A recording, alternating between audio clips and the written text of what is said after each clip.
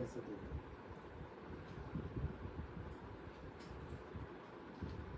তো ডিসপ্লে আর সাউন্ড ঠিক আছে কেন?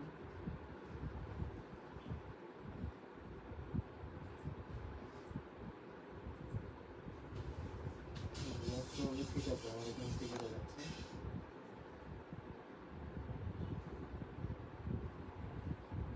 আচ্ছা, তাহলে শুরু করে দিই। আসসালামু আলাইকুম এভরিওয়ান, কেমন আছো সবাই? তো তোমাদের পূর্ব ঘোষণা অনুযায়ী আজকে তোমাদের এসএসসি 2025 ব্যাচের জন্য ফ্রি ইংলিশ লাইভ ক্লাসের আয়োজন করা হয়েছে। তো আজকের ক্লাসটা একদম ওয়ান শট ক্লাস হবে, একদম যা যা ইম্পর্টেন্ট তোমাদের ন্যারেশন প্র্যাকটিস করার জন্য দরকার, এবং লাস্টে আমরা একটা বোর্ড সলভ করব। তো প্রথমে ন্যারেশনের জন্য ইম্পর্টেন্ট যে কম্পোনেন্টগুলো আছে, কম্পোনেন্টগুলো নিয়ে আলোচনা করব, এবং ন্যারেশন তুমি কিভাবে আয়ত্ত করবে প্র্যাকটিসের মাধ্যমে। দেখো, নর্মালি আমরা এসএসসি, এইচএসসি বা বাংলাদেশের ম্যাক্সিমাম স্টুডেন্টের ইংলিশ নিয়ে একটা কমন প্রবলেম হলো তারা মানে 1 থেকে 100-র মতো রুলস মুখস্থ করে, না বুঝে মুখস্থ করে। হ্যাঁ, রুলস তোমার না বুঝে মুখস্থ করা, না বুঝে মুখস্থ করা একটা ট্যাবু এই দেশে। হ্যাঁ, না বুঝে মুখস্থ করা। আর এই মানে এই যে তোমার সাবজেক্টটা, এই সাবজেক্টটা নিয়ে তোমার আননেসেসারি একটা ভয় প্রত্যেকটা স্টুডেন্টের মধ্যে কম বেশি থাকে। তার কারণ ইংলিশ এটা একটা ফরেন ল্যাঙ্গুয়েজ, এটাতে আমরা ইউজ টু না, কথা বলে ইউজ টু না, শুনে ইউজ টু না। তো এটার জন্য এখানে আমাদের দক্ষতাটা কম থাকাটা স্বাভাবিক।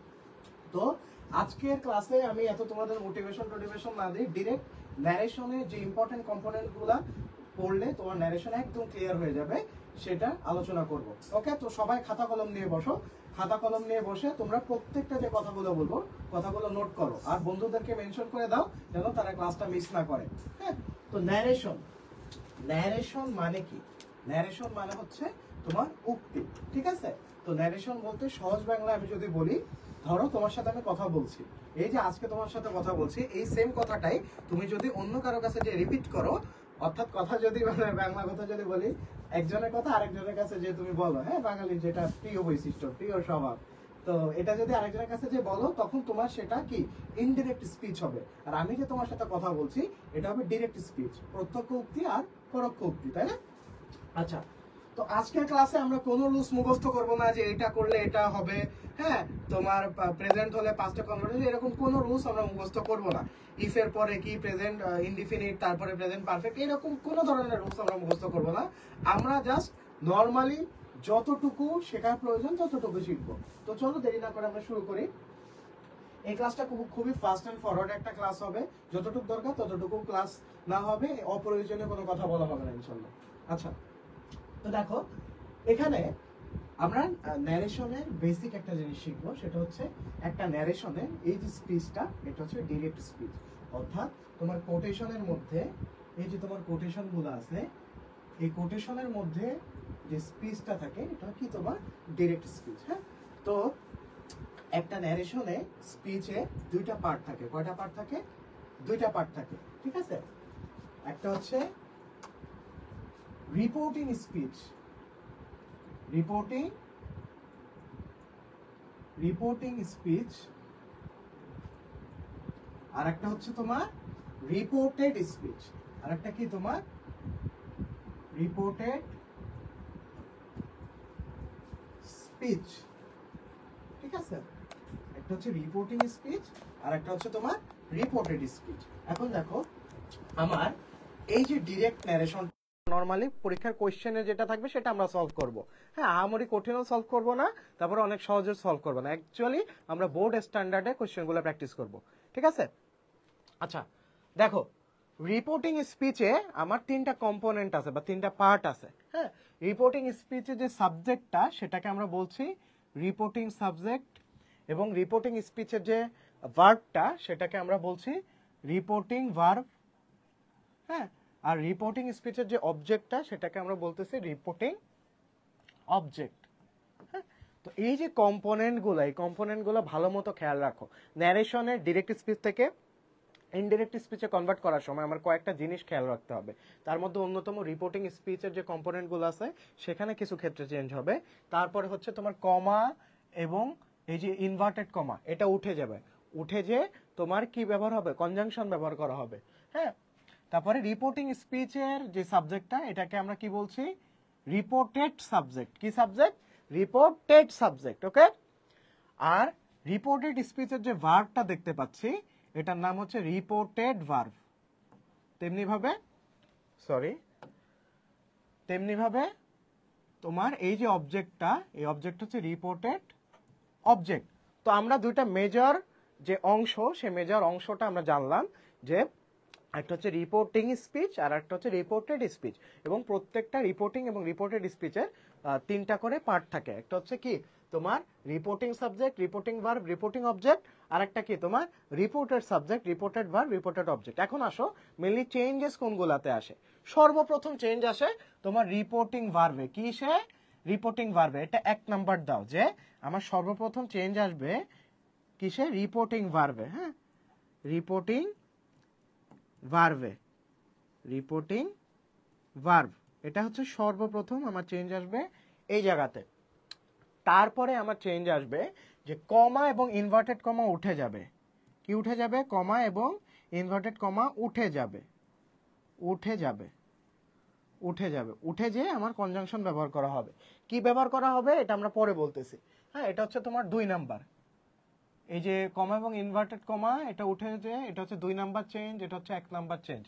তারপর হচ্ছে রিপোর্টেড স্পিচের সাবজেক্টটা চেঞ্জ হবে। হ্যাঁ, রিপোর্টেড স্পিচের সাবজেক্টটা চেঞ্জ হবে কি অনুযায়ী? রিপোর্টিং স্পিচের সাবজেক্ট এবং ভার্ব অনুযায়ী। রিপোর্টিং স্পিচের সাবজেক্ট এবং ভার্ব অনুযায়ী। তাহলে রিপোর্টেড স্পিচের সাবজেক্টটা চেঞ্জ হবে, এটা হচ্ছে 3 নাম্বার। তারপরে টেন্সের চেঞ্জ হবে, এটা হচ্ছে 4 নাম্বার চেঞ্জ। হ্যাঁ, রিপোর্টিং স্পিচের সাবজেক্ট চেঞ্জ হবে, অর্থাৎ প্রোনাউনের চেঞ্জ হবে, প্রোনাউনের চেঞ্জ হবে। তারপরে কি রিপোর্টেড স্পিচের ভার্ব চেঞ্জ হবে। হ্যাঁ, অর্থাৎ টেন্সটা পরিবর্তন হবে, টেন্স পরিবর্তন হবে। তারপরে 5 নম্বর হচ্ছে অ্যাডভার্বিয়াল অফ টাইম পরিবর্তন হবে।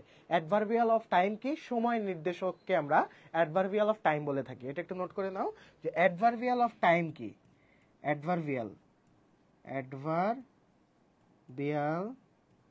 Of time. অ্যাডভার্ব নানা প্রকার আছে, যেমন adverbial of place, adverbial of time. হ্যাঁ, তো অ্যাডভার্বিয়াল অফ টাইম কি? সময় নির্দেশ করবে। যেমন এখানে টুডে আছে, হ্যাঁ, এটা হচ্ছে তোমার সময় নির্দেশক, অর্থাৎ এটা হচ্ছে অ্যাডভার্বিয়াল অফ টাইম। তো এই ন্যারেশনে আমি যখন চেঞ্জ করব, অর্থাৎ ডিরেক্ট স্পিচ থেকে আমি ইনডিরেক্ট স্পিচে কনভার্ট করব, তখন আমার এই 5টা কম্পোনেন্টে মূলত চেঞ্জ আনতে হবে। কয়টা কম্পোনেন্টে? 5টা কম্পোনেন্টে। কি কি? প্রথমে হচ্ছে রিপোর্টিং ভার্বটা চেঞ্জ হবে, তারপরে কমা এবং ইনভার্টেড কমা উঠে যাবে, উঠে যে একটা কি কনজাংশন বসবে। তারপর হচ্ছে প্রোনাউনে চেঞ্জ হবে, অর্থাৎ রিপোর্টেড স্পিচের যে সাবজেক্ট থাকে সেই সাবজেক্টটা চেঞ্জ হয়ে অন্য প্রোনাউন বসবে, এবং টেন্সের পরিবর্তন হবে, এবং অ্যাডভার্বিয়াল অফ টাইম, অর্থাৎ টোটালি 5টা জিনিসের পরিবর্তন হবে। এটা জাস্ট আমি একটা শর্টলি তোমাদেরকে বললাম। তারপরে আমরা আরো ইন ডিটেইলস শিখবো। চলো পরবর্তী স্লাইডে চলে যাই। তো দেখো, অলরেডি বলে দিছি যে তোমার কি কি জিনিসে খেয়াল রাখতে হবে। আমি প্রত্যেকটা জিনিস ইংলিশে লিখে দিছি জাস্ট বিকজ অফ যেন তোমার প্র্যাকটিস হয়। তুমি তো নর্মালি বাংলা একদম ভেঙে ভেঙে তোমাদের চামচ দিয়ে উঠায় খাওয়াই দিলে তোমরা খুবই খুশি হও। হ্যাঁ, তোমরা এখন থেকে কষ্ট করতে শিখো। একটা জিনিস মনে রাখবা, যেই জিনিসটা যত কঠিন, মানুষের হিউম্যান ব্রেনটা হচ্ছে এমনভাবে ট্রেন থাকে যে তারা নিজেদের জন্য একটা এক্সকিউজ ক্রিয়েট করে নেয়। যেমন ধরো আমি সাঁতার পারি না, আমি পানি ভাবে ঠিক আছে আমি নামবো না, ওই পানি বেশি ঘোলা, বা ওই পানি বেশি ঠান্ডা, বা ওই পানি বেশি গরম, এরকম একটা এক্সকিউজ ক্রিয়েট করে নিই আমরা আমাদের নিজেদের ব্যর্থতা ঢাকার জন্য। তো আমরা ইংলিশ পারি না, তার কারণ আমরা ইংলিশ বেশি শুনি না, ইংলিশে কথা বলি না, এবং ইংলিশ প্র্যাকটিসও করি না। ঠিক আছে? তো তুমি যদি একটা প্রাণীকে তুমি যদি বিড়ালরে বাঘ মনে করো, তাহলে একটা সময় পরে তোমার বিড়ালরে বাঘই মনে হবে। বোঝা গেছে? তো দেখো, to convert into indirect speech you have to look after. তোমার যদি ইনডিরেক্ট স্পিচে কনভার্ট করতে হয়, তোমার কয়েকটা কম্পোনেন্টের উপর বা কয়েকটা উপাদানের উপর বা কয়েকটা জিনিসের উপর তোমার খেয়াল রাখতে হবে। ফার্স্ট অফ অল তোমার রিপোর্টিং ভার্ব, যেটা অলরেডি বলে দিছি।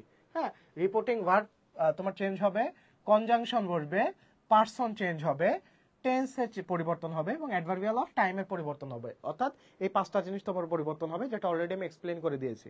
ওকে, তারপরে আসি। দেখো, রিপোর্টিং ভার্ব।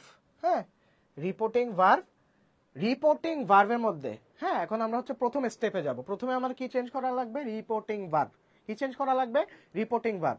এবং আমাদের প্রত্যেকটা সেন্টেন্স হচ্ছে আমাদের সেন্টেন্সের যে প্রকারভেদ আছে, সেন্টেন্সের প্রকারভেদ অনুযায়ী আমার রিপোর্টিং ভার্বটা চেঞ্জ করা লাগবে। কি করা লাগবে? পরিবর্তন করা লাগবে। আচ্ছা, তো এই পর্যন্ত কারো কোনো কনফিউশন আছে কিনা আমাকে একটু কমেন্টে জানাও। এই পর্যন্ত কারো কি কোনো কনফিউশন আছে? ওকে, হ্যাঁ, তো জয়েন দিয়ে দিয়েছো। এই পর্যন্ত কি কারো কোনো কনফিউশন আছে কিনা? যদি না থাকে আমি মুভ অন করব। দেখো, রিপোর্টিং ভার্ব বলতে আমরা কি বুঝি? রিপোর্টিং ভার্ব হচ্ছে রিপোর্টিং স্পিচের একটা অংশ। হ্যাঁ, এবং রিপোর্টিং ভার্ব সবসময় ফাইনাইট ভার্ব হয়। ফাইনাইট নন ফাইনাইট ভার্ব এটা আরেকটা ক্লাসে আমি আলোচনা করব। আপাতত যতটুকু তোমার দরকার ততটুকু তুমি পড়ো। হ্যাঁ, তো সেন্টেন্সের প্রকারভেদ যদি আমি আলোচনা করি, সেন্টেন্স মূলত 5 প্রকার। কয় প্রকার? 5 প্রকার। একটা কি অ্যাসার্টিভ সেন্টেন্স। হ্যাঁ, এটা হচ্ছে বিবৃতিসূচক বাক্য। অ্যাসার্টিভ সেন্টেন্সকে আবার দুই ভাগে ভাগ করা যায়, একটা হচ্ছে অ্যাফার্মেটিভ আর একটা হচ্ছে নেগেটিভ। অর্থাৎ অ্যাসার্টিভ যে সেন্টেন্সটা আছে এটা আবার দুই প্রকার, একটা অ্যাফার্মেটিভ আর একটা কি তোমার নেগেটিভ। ঠিক আছে, এটা একটু লিখে রাখো। অ্যাসার্টিভ সেন্টেন্সের দুইটা টাইপ আছে, একটা হচ্ছে অ্যাফার্মেটিভ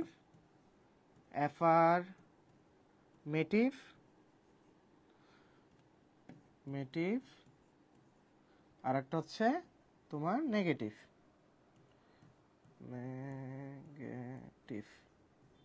ওকে, একটা অ্যাফার্মেটিভ আর একটা হচ্ছে নেগেটিভ। তো অ্যাসার্টিভ সেন্টেন্স যদি থাকে তাহলে একটা জিনিস মাথায় রাখবা, তুমি জাস্ট সেইড ইউজ করতে পারো। কি ইউজ করতে পারো? জাস্ট সেইড ইউজ করতে পারো, বা তুমি টোল্ডের পরে অবজেক্ট বসাতে পারো। হ্যাঁ, যেমন দেখো আমরা প্রিভিয়াস যে সেন্টেন্সটা কি পড়ছি, যে Shamsu says to me I write a letter today. তো এটা আমি যদি ইনডিরেক্টে কনভার্ট করি তাহলে কি হবে বলো তো? ইনডিরেক্টে যদি কনভার্ট করি, এটা একটু মুছে তোমাদের এটা কনভার্ট কি হবে এটা লিখে দিই। দেখো এখানে মূলত কি হবে বলো তো? Shamsu said to me. তো আমি প্রথম অংশ অনুযায়ী, দেখো সব পারার দরকার নেই, প্রথম অংশটা পারলেই হবে। আমি প্রথমে কি চেঞ্জ করব? রিপোর্টিং ভার্ব চেঞ্জ করব। কি চেঞ্জ করব? রিপোর্টিং ভার্ব চেঞ্জ করব। তো আমার ফার্স্টে রিপোর্টিং ভার্বের যে চেঞ্জেসটা সেটা বুঝতে হবে। এটা যেহেতু I write a letter today, এটা যেহেতু অ্যাসার্টিভ সেন্টেন্স, হ্যাঁ, অর্থাৎ হ্যাঁ এবং নাবোধক বাক্যের মধ্যে হ্যাবোধক বাক্য পড়তেছে। হ্যাঁ, তো এটা হচ্ছে তোমার অ্যাসার্টিভ সেন্টেন্স। তো অ্যাসার্টিভ সেন্টেন্স আমি কি রুল শিখছি, যে সেইসের বদলে কি ইউজ করব? তোমার সেইড ইউজ করব, অথবা টোল্ডের পরে অবজেক্ট ইউজ করব। একটা জিনিস মাথায় রাখবা, সেইডের পরে অবজেক্ট যদি তুমি ইউজ করো তাহলে এটা কাটা দেওয়া হবে। সেইডের পরে কখনো অবজেক্ট বসে না, কিন্তু টোল্ডের পরে অবশ্যই আমার অবজেক্ট ইউজ করতে হবে। টোল্ডের পরে যদি অবজেক্ট ইউজ না করো তাহলে তোমার কাটা দেওয়া হবে। ওকে, তো এখানে দুই ভাবে অ্যান্সারটা আসতে পারে। শামসুল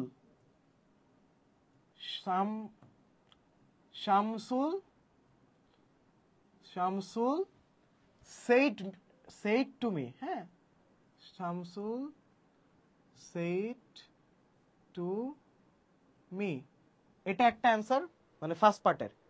অথবা শামসু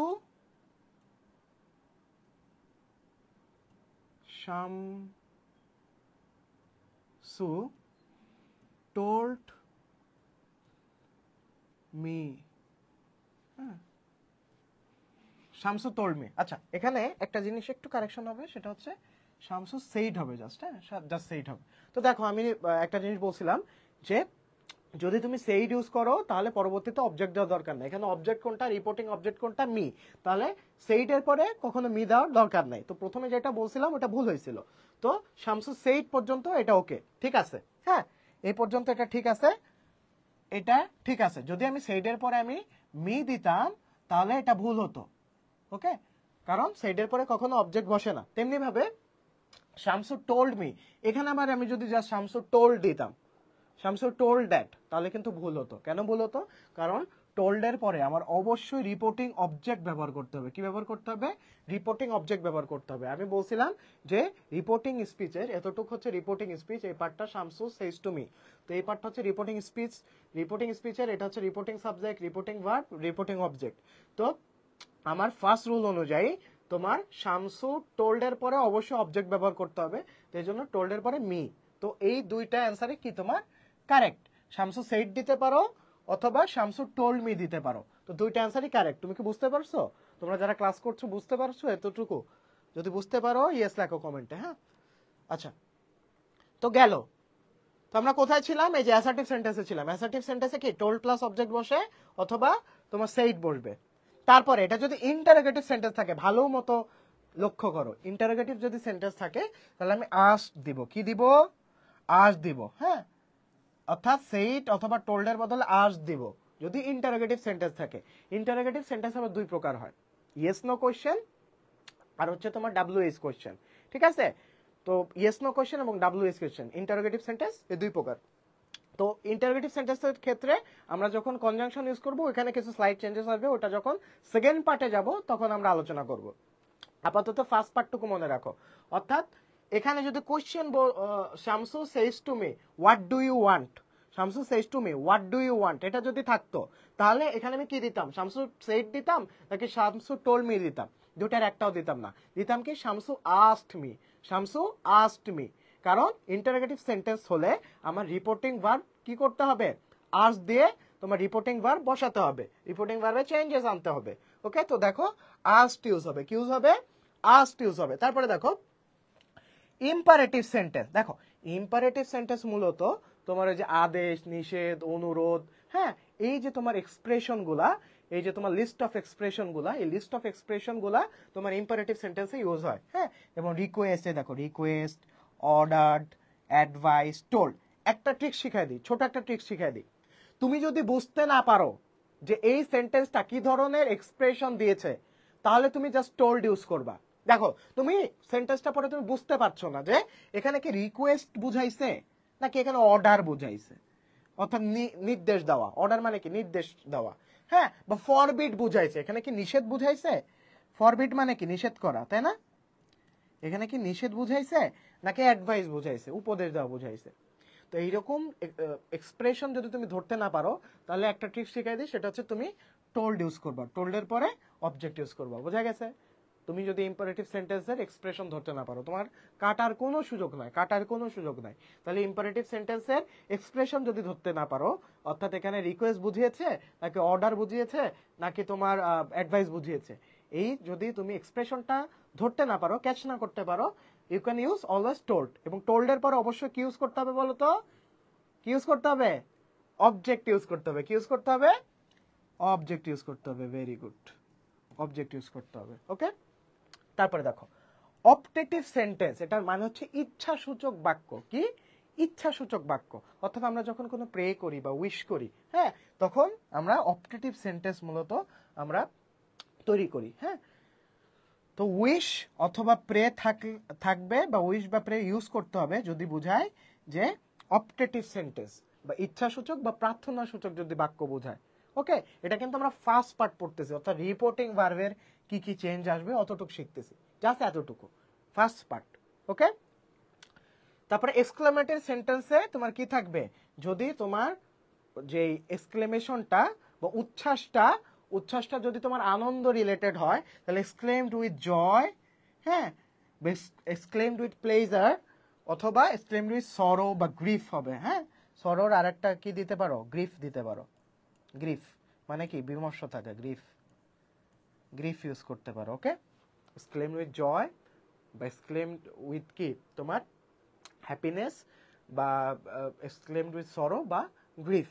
ওকে, গ্রিফ মানে বেদনা, সরো মানে বেদনা, দুঃখ, হ্যাঁ। তো এই কয়েকটা জিনিস হচ্ছে রিপোর্টিং ভার্বে সেন্টেন্স ওয়াইজ চেঞ্জ আসবে। এটা তোমরা অলরেডি পারো, বাট জাস্ট রিভাইজ দাও, হ্যাঁ। তারপর দেখো সেকেন্ড যে পার্টটা কি বলছিলাম, সেকেন্ড পার্টটা কি, কনজাংশন ইউজ হবে। কিসের বদলে, কমা এবং ইনভার্টেড কমা উঠে যাবে, উঠে কি ইউজ হবে, কনজাংশন ইউজ হবে। কনজাংশন এর কাজ কি, এটা কনজাংশন নিজেই বলে দেয়, ব্রিজ করা। জাংশনের কাজ কি, ওই যে রেলের যে জাংশন আছে না, জাংশনের কাজ কি, তোমার কানেক্ট করে দেওয়া বা কি তোমার যোগ করে দেওয়া। তো কনজাংশনের কাজ হচ্ছে কি, তোমার যে ডিরেক্ট স্পিচের যে কমা এবং ইনভার্টেড কমা মধ্যে যে পার্টটা ছিল, অর্থাৎ রিপোর্টেড স্পিচ এবং রিপোর্টেড স্পিচ, রিপোর্টিং স্পিচ এবং রিপোর্টেড স্পিচ, এই যে দুইটা পার্টকে কানেক্ট করে দেওয়া কিসের মাধ্যমে, কনজাংশনের মাধ্যমে। নর্মালি আমরা অ্যাসার্টিভ সেন্টেন্সে কি ইউজ করি, কোন কনজাংশন ইউজ করি, দ্যাট ইউজ করি। কি ইউজ করি, দ্যাট ইউজ করি, হ্যাঁ। আর ইন্টারগেটিভ সেন্টেন্সে দুই টাইপের কনজাংশন বসতে পারে। কয় টাইপের, দুই টাইপের। আমি অলরেডি প্রিভিয়াস স্লাইডে বলেছি ইন্টারগেটিভ সেন্টেন্স দুই প্রকার। কয় প্রকার, দুই প্রকার। একটা হচ্ছে ইয়েস নো কোশ্চেন আর একটা হচ্ছে ডব্লিউএস কোশ্চেন, হ্যাঁ। একটা ইয়েস নো কোশ্চেন যদি থাকে তাহলে সবসময় মাথায় রাখবা যে ইয়েস নো কোশ্চেনে ইফ এর পরে সাবজেক্ট বসে। কি বসে, ইফ এর পরে সাবজেক্ট বসে। সবসময় ইয়েস নো কোশ্চেনে হ্যাঁ এবং না বোধক যদি উত্তর হয়, যে do you want to play, তুমি কি খেলতে চাও, ইয়েস অর নো, এটা হচ্ছে ইয়েস নো কোশ্চেন, ঠিক আছে। আর আমি যদি বলি who is there in the field, who is there in the field, মাঠে এটা কে, তো এটা হচ্ছে WH কোশ্চেন। তো ইয়েস নো কোশ্চেন যদি থাকে, এটা একটু খাতায় নোট করে দাও, ইয়েস নো কোশ্চেন যদি থাকে তাহলে কনজাংশনে আমরা ইফ প্লাস সাবজেক্ট ইউজ করব। ইয়েস নো কোশ্চেন যদি থাকে তাহলে কনজাংশনে আমরা কি ইউজ করব, ইফ প্লাস সাবজেক্ট ইউজ করব। আর যদি WH কোশ্চেন থাকে তাহলে ওই WH ওয়ার্ডটাই আমার কনজাংশন, ওই WH ওয়ার্ডটাই কি আমার কনজাংশন, মাথায় থাকবে? হ্যাঁ, আচ্ছা। তো এটা একদম শেষ করে তারপরে তোমাদের থেকে আমি রেসপন্স নেব যে এতটুকুই কারো কোনো প্রবলেম আছে কিনা। তারপর দেখো ইম্পারেটিভ সেন্টেন্স, ইম্পারেটিভ সেন্টেন্স যদি থাকে তাহলে আমার কনজাংশনের ক্ষেত্রে আমরা কি ইউজ করি, টু ইউজ করি, টু ইউজ করি, কি ইউজ করি, টু ইউজ করি। হ্যাঁ, যেমন he requested us to do the work, ঠিক আছে, তো টু ইউজ করি নর্মালি। আর যদি লেট থাকে তাহলে লেট থাকে তাহলে দ্যাট ইউজ করি, লেট থাকলে কি ইউজ করি, দ্যাট ইউজ করি, এটা মাথায় রাখবা। লেট যুক্ত সেন্টেন্সে একটু ভিন্নতা আছে, তো এটা একটু আমি স্টার মার্ক দিয়ে রাখি, হ্যাঁ, এটা স্টার মার্ক দিয়ে রাখি। লেট যদি থাকে তাহলে আমরা দ্যাট ব্যবহার করি, ওকে। তারপরে দেখো অপটেটিভ সেন্টেন্স আমরা কি ইউজ করি, অপটেটিভ সেন্টেন্সে আমরা দ্যাট ইউজ করি, এক্সক্লামেটরি সেন্টেন্সে কি ইউজ করি, দ্যাট ইউজ করি। তাহলে আমি যদি সাম আপ করি, দেখো এখন সহজভাবে বুঝাই দিই, এখানে কি আছে, অ্যাসার্টিভ সেন্টেন্সে কি ইউজ করি, কনজাংশন দ্যাট, অপটেটিভ সেন্টেন্সে কি ইউজ করি, কনজাংশন দ্যাট, এক্সক্লামেটরি সেন্টেন্সে কি ইউজ করি, কনজাংশন দ্যাট, লেট থাকলে কি ইউজ করি, দ্যাট, অর্থাৎ সব ক্ষেত্রে দ্যাট। তাহলে কি আমার দ্যাট মনে রাখার দরকার আছে? নরমালি মাথায় রাখবা যে দ্যাট সবসময় ইউজ হয় কনজাংশনে, কোনটা এক্সেপশন কোনটা সেটা আমরা মনে রাখবো, কি ইউজ হয় না সেটা আমি যদি মাথায় রাখতে পারি তাহলে কি ইউজ হয় এটা অলরেডি আমার মাথায় থাকবে। যেমন দেখো আমি মনে রাখবো ইন্টারোগেটিভ সেন্টেন্স, আমি কি মনে রাখবো, ইন্টারোগেটিভ সেন্টেন্স, এটা ব্যতিক্রম। যদি ইয়েস নো কোশ্চেন থাকে তাহলে ইফ প্লাস সাবজেক্ট, আর যদি WH ওয়ার্ড থাকে তাহলে ওই WH ওয়ার্ডটাই ইউজ হবে, বোঝা গেছে? তো এটা গেল, তো এটা আমি কেটে দিলাম। তারপরে আর কি থাকতেছে, আর কি এক্সেপশন থাকতেছে, দ্যাট বাদে আর কি, আর কোনো এক্সেপশন থাকতেছে, কি থাকতেছে, ইম্পারেটিভ সেন্টেন্স থাকতেছে। ইম্পারেটিভ সেন্টেন্স থাকলে আমার টু ইউজ হবে, তো এই দুটাই তো এক্সেপশন, বাকি সবই তো দ্যাট ইউজ হবে, তাই না? তো এটার মোদ্দা কথা হচ্ছে আমার দ্যাট ম্যাক্সিমাম ক্ষেত্রে ইউজ হবে শুধু ইন্টারোগেটিভ সেন্টেন্স, এবং কি তোমার ইম্পারেটিভ সেন্টেন্সে তোমার টু ইউজ হয়, আর বাকি সব ক্ষেত্রে দ্যাট, ওকে। তো দেখো এই যে 2 নাম্বার পর্যন্ত তুমি চেঞ্জেস শিখলে, এখন আমরা অ্যাপ্লাই করব। আমাদের প্রত্যেকটা আর্টস কমের প্রত্যেকটা ক্লাস হবে প্র্যাকটিস বেসড এবং অ্যাপ্লাই বেসড, অর্থাৎ আমরা একটা রুলস মুখস্থ করলাম, তারপরে শত শত রুলস মুখস্থ করতে যে অ্যাকচুয়ালি কিভাবে হয় সেটা আমরা দেখি না, আমরা একটা করে বডির পার্ট দেখবো এবং একটা করে সলিউশন করব। দেখো 2 নাম্বার হলো তো কনজাংশন ইউজেস শিখছো, তো শিখছো, এখন চলো কনজাংশনটা অ্যাপ্লাই করি। এই যে ফার্স্ট সেন্টেন্সটা আমি কেন দিছি দেখো, আমি বলছিলাম পার্ট 1 কি রিপোর্টিং ভার্ব চেঞ্জ করা শিখছো না, শিখছো, শামসু সেইড, তারপরে কি শামসু টোল্ড মি, গেল ফার্স্ট পার্ট। তারপরে বলো তো এখানে কি হবে, এই যে কমা এবং ইনভার্টেড কমা উঠে যাবে, উঠে যে কি ব্যবহার হবে, কনজাংশন ব্যবহার হবে, কি ব্যবহার হবে, কনজাংশন ব্যবহার হবে, হ্যাঁ, কনজাংশন ব্যবহার হবে। আর এটা যেহেতু অ্যাসার্টিভ সেন্টেন্স আমরা আইডেন্টিফাই করতে পেরেছি, তাহলে আমার কি ইউজ হবে, Shamsul said that, Shamsul said that, অথবা Shamsul told me that, Shamsul said that অথবা শামসুল টোল্ড মি দ্যাট। দুইটা পার্ট শেষ, ডান, ওকে, ওকে ডান।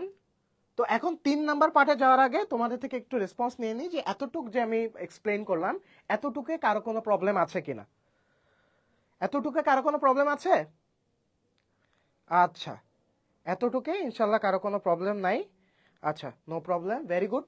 তারপরে দেখো এখন 3 নাম্বার যে পার্টটা, হ্যাঁ, সেটা হচ্ছে পার্সন, পার্সন, হ্যাঁ, আমরা তো পার্সন নর্মালি আমরা চিনি কি, পার্সনে চেঞ্জ বুঝতে গেলে আমার একটা ছক মনে রাখতে হবে, হ্যাঁ, তো এটা সরি এটা হচ্ছে তোমার ডিরেক্ট, এটা হচ্ছে তোমার অ্যাডভার্বিয়াল।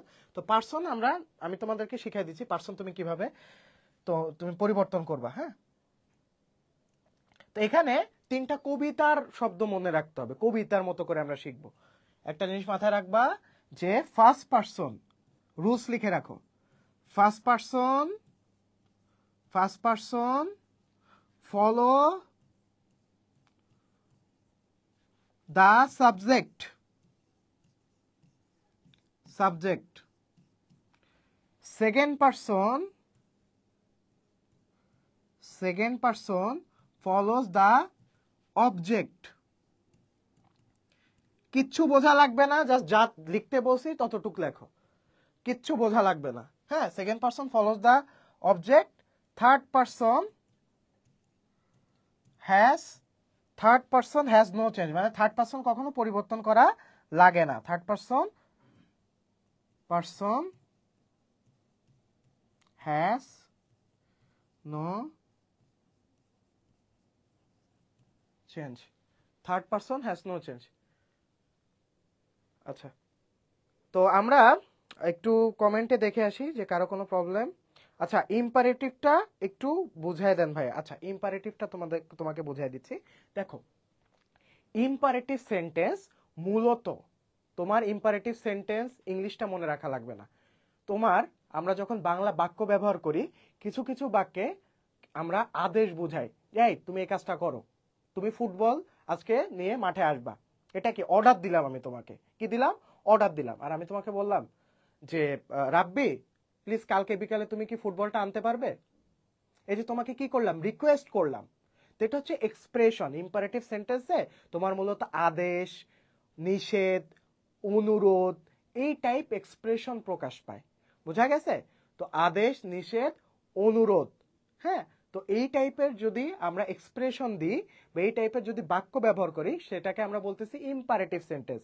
আর ইম্পারেটিভ সেন্টেন্সে আমার মূলত কি ইউজ করতে হয়, ইম্পারেটিভ সেন্টেন্সে আমার টু ইউজ করতে হচ্ছে কনজাংশনের ক্ষেত্রে। আমি ওই যে ন্যারেশনের 5টা পার্ট দেখাই দিছিলাম না, যে 5টা পার্টে তোমার চেঞ্জ করতে হবে। দেখো 5টা পার্ট কি কি, 5টা পার্ট কি কি একটু দেখি আমরা।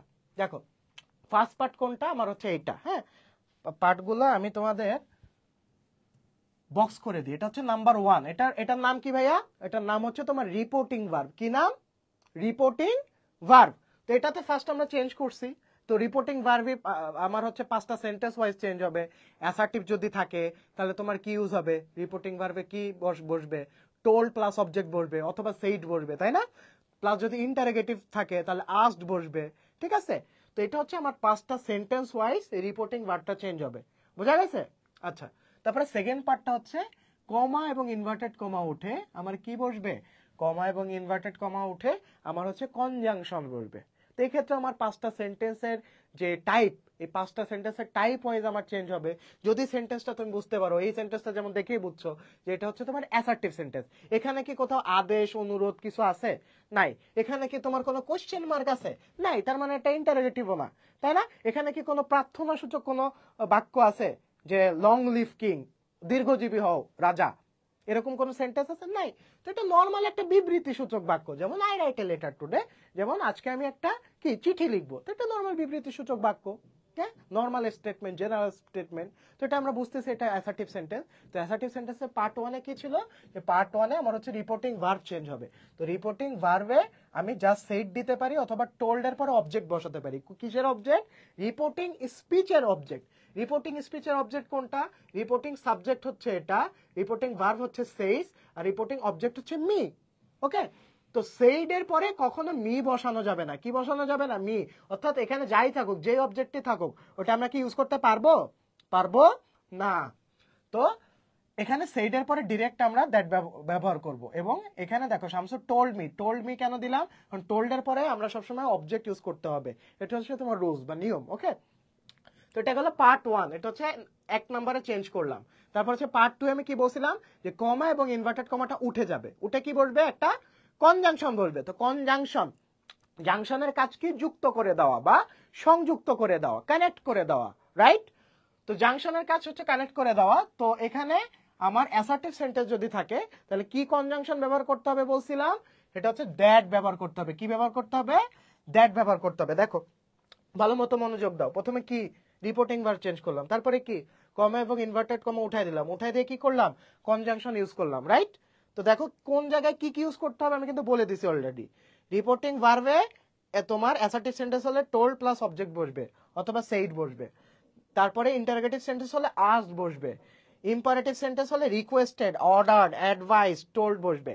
তো ইম্পারেটিভ সেন্টেন্সে আমি তোমাদের যে কথাটা বলেছি, যে এইরকম যদি তোমরা এক্সপ্রেশন না বুঝতে পারো যে এই সেন্টেন্সটা দিয়ে কি রিকোয়েস্ট বুঝাইছে নাকি অর্ডার বুঝাইছে নাকি অ্যাডভাইস বুঝাইছে, আমি বুঝতে পারতেছি না, তো সেক্ষেত্রে তোমার ডিফেন্স করার ওয়ে হচ্ছে তুমি জাস্ট টোল্ড দাও, টোল্ডের পর অবজেক্ট ইউজ করো। কিচ্ছু লাগবে না, তোমার মার্ক কাটতে পারবে না, আমি তোমাকে গ্যারান্টি দিলাম। তারপর দেখো অপটেটিভ সেন্টেন্স। অপটেটিভ সেন্টেন্স হচ্ছে উইশড অথবা প্রে, অর্থাৎ ইচ্ছা সূচক বা প্রার্থনা সূচক বাক্য। তো প্রার্থনা সূচক বা ইচ্ছা সূচক বাক্য যদি তুমি বোঝো, দেখলেই বুঝবা যে এটা ইচ্ছা সূচক বা প্রার্থনা সূচক বাক্য। হ্যাঁ, যেমন লং লিভ দ্য কিং, হ্যাঁ, রাজা দীর্ঘজীবী হোক। তো এরকম যদি ইচ্ছা সূচক বা প্রার্থনা সূচক বাক্য থাকে, তাহলে উইশড অথবা প্রেড ইউজ করি। কি ইউজ করি? উইশড অথবা প্রেড ইউজ করি। তারপর দেখো এক্সক্লামেটরি সেন্টেন্স। এক্সক্লামেটরি সেন্টেন্সে আমরা কি যখন কোন উচ্ছ্বাস প্রকাশ করি, এক্সক্লামেটরি সেন্টেন্স তুমি দেখলেই বুঝবা, যদি এই চিহ্ন থাকে তাহলে বুঝবা এটা এক্সক্লামেটরি সেন্টেন্স। তোমার আর কিছু বোঝার দরকার নেই, এটা কি এক্সপ্রেশন দিছে কিচ্ছু বোঝার দরকার নেই। এই চিহ্ন থাকলে এক্সক্লামেটরি সেন্টেন্স, এই চিহ্ন থাকলে ইন্টারোগেটিভ সেন্টেন্স। নাও তোমাকে 2 মার্ক কমান দিয়ে দিলাম, এটার জন্য আমাকে কি দিবা বলো? আচ্ছা যাই হোক, তো দেখো পরবর্তী স্লাইডে যাই। তো পরবর্তী স্লাইডে আমরা কনজাংশন দেখছি। হ্যাঁ, কনজাংশনে অ্যাসার্টিভ সেন্টেন্সে দ্যাট মেইনলি দ্যাট ইউজ হবে, মেইনলি দ্যাট ইউজ হবে। ব্যতিক্রম কোনটা? দুইটা সেন্টেন্স। কি কি? একটা হচ্ছে ইন্টারোগেটিভ সেন্টেন্স, যদি ডাব্লিউএস ওয়ার্ড হয় তাহলে তোমার ডাব্লিউএস ওয়ার্ডটাই তোমার কনজাংশন হিসেবে বসবে। আর যদি ইয়েস নো কোশ্চেন হয়, অর্থাৎ do you want to play, yes অথবা নোতে অ্যান্সার হবে না, তো এই টাইপের সেন্টেন্সের ক্ষেত্রে আমরা ইফ প্লাস সাবজেক্ট বসাবো। এতটুকু জাস্ট জেনে রাখো, যখন আমরা অ্যাপ্লাই করব তখন দেখবা ধাপা ধাপ মাথা খুলে যাচ্ছে। দেখো ইম্পারেটিভ সেন্টেন্সে টু বসাই। ইম্পারেটিভ সেন্টেন্সে কি বসাই ভাইয়া? টু বসাই। আর অপটেটিভ এক্সক্লামেটরিতে সব জায়গায় দ্যাট বসাই। তো এখন আমরা আসতেছি পার্সনে, 3 নাম্বার যে চেঞ্জটা। হ্যাঁ, ফার্স্ট পার্সন ফলোজ দা, কাকে ফলো করবে? সাবজেক্ট। আমি জাস্ট যেটা পড়াচ্ছি ওটা জাস্ট আমার সাথে মুখে মুখে বলো, কিভাবে অ্যাপ্লাই হয়ে যাবে এটা তুমি নিজেও বুঝবা না। দেখো first person follows the subject, কাকে ফলো করবে? ফার্স্ট পার্সন সাবজেক্টকে ফলো করবে। হ্যাঁ, second person follows the object, কাকে ফলো করবে? অবজেক্টকে ফলো করবে। Third person has no change, অর্থাৎ থার্ড পার্সনের কোনো পরিবর্তন হবে না। এখন ফার্স্ট পার্সন কোনগুলা? ফার্স্ট পার্সন নরমালি কি? এই যে আই, এটা কি তোমার ফার্স্ট পার্সন। তারপরে কি ইউ, এটা হচ্ছে সেকেন্ড পার্সন। থার্ড পার্সন কি? হি, শি। তারপরে কি ইট, দে, রহিম, করিম, সগির, যা যা আছে সবই কি তোমার থার্ড পার্সন। ওকে, তো থার্ড পার্সন। এখন আমরা দেখো পার্সনের অ্যাপ্লাইটা, আমি বলছিলাম যে আমাদের ক্লাসটা কোনো তোমার এই যে রুলস বেসড ক্লাস হবে না, জাস্ট বুঝবা, বুঝে সাথে সাথে অ্যাপ্লাই করবা। দেখো ফার্স্ট পার্সন কাকে ফলো করে? সাবজেক্টকে। সেকেন্ড পার্সন কাকে ফলো করে? অবজেক্টকে। থার্ড পার্সন কাকে ফলো করে? কাউকে ফলো করে না। হ্যাঁ, ও নিজের মতো স্বাধীন চেতা। তো এখন আসো আমরা পার্সনের অ্যাপ্লাইটা দেখে আসি। 3 নাম্বার পার্সন চেঞ্জ হবে, রাইট? দেখো এখন আমরা 3 নাম্বার পার্টে যাব। Shamsul says to me, Shamsul আমাকে বলল, I write a letter today, আমি আজকে একটা চিঠি লিখবো। তো আই, এটা কোন পার্সন? আইটা কোন পার্সন? আইটা হচ্ছে তোমার ফার্স্ট পার্সন। আমি কি বলছিলাম? First person follows the subject. এখানে সাবজেক্ট কে? সাবজেক্ট হচ্ছে তোমার শামসুল। সাবজেক্ট কে? শামসুল। তো আমার যেই পার্সনটা সেটা সাবজেক্ট ওয়াইজ চেঞ্জ হবে। তো আমি যদি দিই শামসুল সেই দ্যাট হি, এই যে হিটা দিলাম, হিটা কে? হিটা হচ্ছে শামসুল। হ্যাঁ, এই যে শামসুল, এর ব্র্যাকেটে আমি এস লিখে দিব। বুঝা গেছে? চেঞ্জেসটা তুমি একটা একটা করে ধরতে পারতেছো তো? দেখো হি, আইটা কি হয়ে যাবে? আইটা হি হয়ে যাবে। First person follow the subject, second person follow the object, third person has no change. এখন তোমাকে প্রোনাউন চিনতে হবে, মাস্ট তোমাকে প্রোনাউন চিনতে হবে। তোমার প্রোনাউন কয় প্রকার? দেখো একটা ফ্রেশ পেজে যাই। আচ্ছা এখানে আমি পড়াতে পারবো, এখানে পড়াই। দেখো প্রোনাউন কয় প্রকার? সাবজেক্টিভ প্রোনাউন, সাবজেক্টিভ প্রোনাউন, হ্যাঁ, অবজেক্টিভ প্রোনাউন। মূলত প্রোনাউন 4 প্রকার, কিন্তু এখানে তোমার ইউজ করা লাগবে, এখানে তোমার দরকার হবে 3 প্রকার। যতটুকু দরকার হবে ততটুকুই আমরা জাস্ট প্র্যাকটিস করব। বোঝা গেছে? আচ্ছা, সাবজেক্টিভ প্রোনাউন, অবজেক্টিভ প্রোনাউন। আজকে নারেশন শিখাই দিচ্ছি, ইন্টার পর্যন্ত তোমার ইনশাআল্লাহ নারেশনে টাচ করা লাগবে না। দেখো সাবজেক্টিভ প্রোনাউন, অবজেক্টিভ প্রোনাউন, আর একটা হচ্ছে পসেসিভ। পসেসিভ কি pronoun? Possessive pronoun. Subjective pronoun কোনগুলা? আই, হ্যাঁ, ইউ, তারপরে হি, হ্যাঁ, এটা হচ্ছে সাবজেক্টিভ প্রোনাউন। তারপরে অবজেক্টিভ প্রোনাউন কোনগুলা? এটা অবজেক্টিভ প্রোনাউন চেনার একদম সহজ উপায় হচ্ছে বাংলা যদি করো তাহলে লাস্টে কে যুক্ত থাকবে। কি যুক্ত থাকবে? কে। হ্যাঁ, কে যুক্ত থাকবে। আমি লিখে দিচ্ছি, কোনো টেনশন নাই, কে যুক্ত থাকবে, কে। লাস্টে কি যুক্ত থাকবে? কে যুক্ত থাকবে। যেমন আইকে, আয়ের অবজেক্টিভ প্রোনাউন কি? মি। এর অবজেক্টিভ প্রোনাউন কি? ইউ। ইউই থাকে, হ্যাঁ। আর হিয়ার অবজেক্টিভ প্রোনাউন কি? হিম। তো দেখো এটার বাংলা করো তো, আমার সাথে সাথে বাংলা করো। মি মানে কি? মি মানে কি বলো? মি মানে আমাকে। ইউ মানে কি বলো? এখানে ইউ মানে কি? তোমাকে। হিম মানে কি? তাকে। লাস্টে কি যুক্ত আছে? কে যুক্ত আছে। আর পসেসিভ মানে কি? অধিকারে থাকা বোঝায়। যেমন দিস পেন ইজ মাইন, হ্যাঁ, দিস ইজ মাই পেন। আমি যদি বলি দিস ইজ মাই পেন, তাহলে এই যে মাই মানে কি? আমার। দেখো এটার পসেসিভ ফর্মটা কি হবে? মাই, হ্যাঁ। তারপর এটা কি হবে? ইয়োর, হ্যাঁ। আর এটা কি হবে? হিজ হবে, রাইট? তবে এটার প্রত্যেকটা বাংলা করো, আমার সাথে সাথে বাংলা করো। তো পসেসিভ চেনার উপায় কি? লাস্টে র যুক্ত থাকবে। বাংলা কি যুক্ত থাকবে? র যুক্ত থাকবে। বাংলা করলে কি যুক্ত থাকবে? র যুক্ত হবে। মাই মানে কি? আমার। ইয়োর মানে কি? তোমার। হিজ মানে কি? তার। অর্থাৎ পসেসিভ চেনার উপায় হচ্ছে লাস্টে র যুক্ত থাকবে। অবজেক্টিভ প্রোনাউন চেনার উপায় হচ্ছে লাস্টে কে যুক্ত থাকবে। বুঝা গেছে? এখন দেখো চেঞ্জেসটা কিভাবে হয়েছে। এই যে আমার কি হয়েছিল যে I write a letter to they, right? এই সেন্টেন্সটা ছিল না এক্স্যাক্টলি? আয়ের বদলে কেন হি হলো? দেখো একটা সিস্টেম হচ্ছে, শামসুল যেহেতু একটা ছেলে, আমার নিয়ম হচ্ছে যেই প্রোনাউন দেওয়া থাকবে ওই প্রোনাউন ওয়াইজই চেঞ্জ করতে হবে।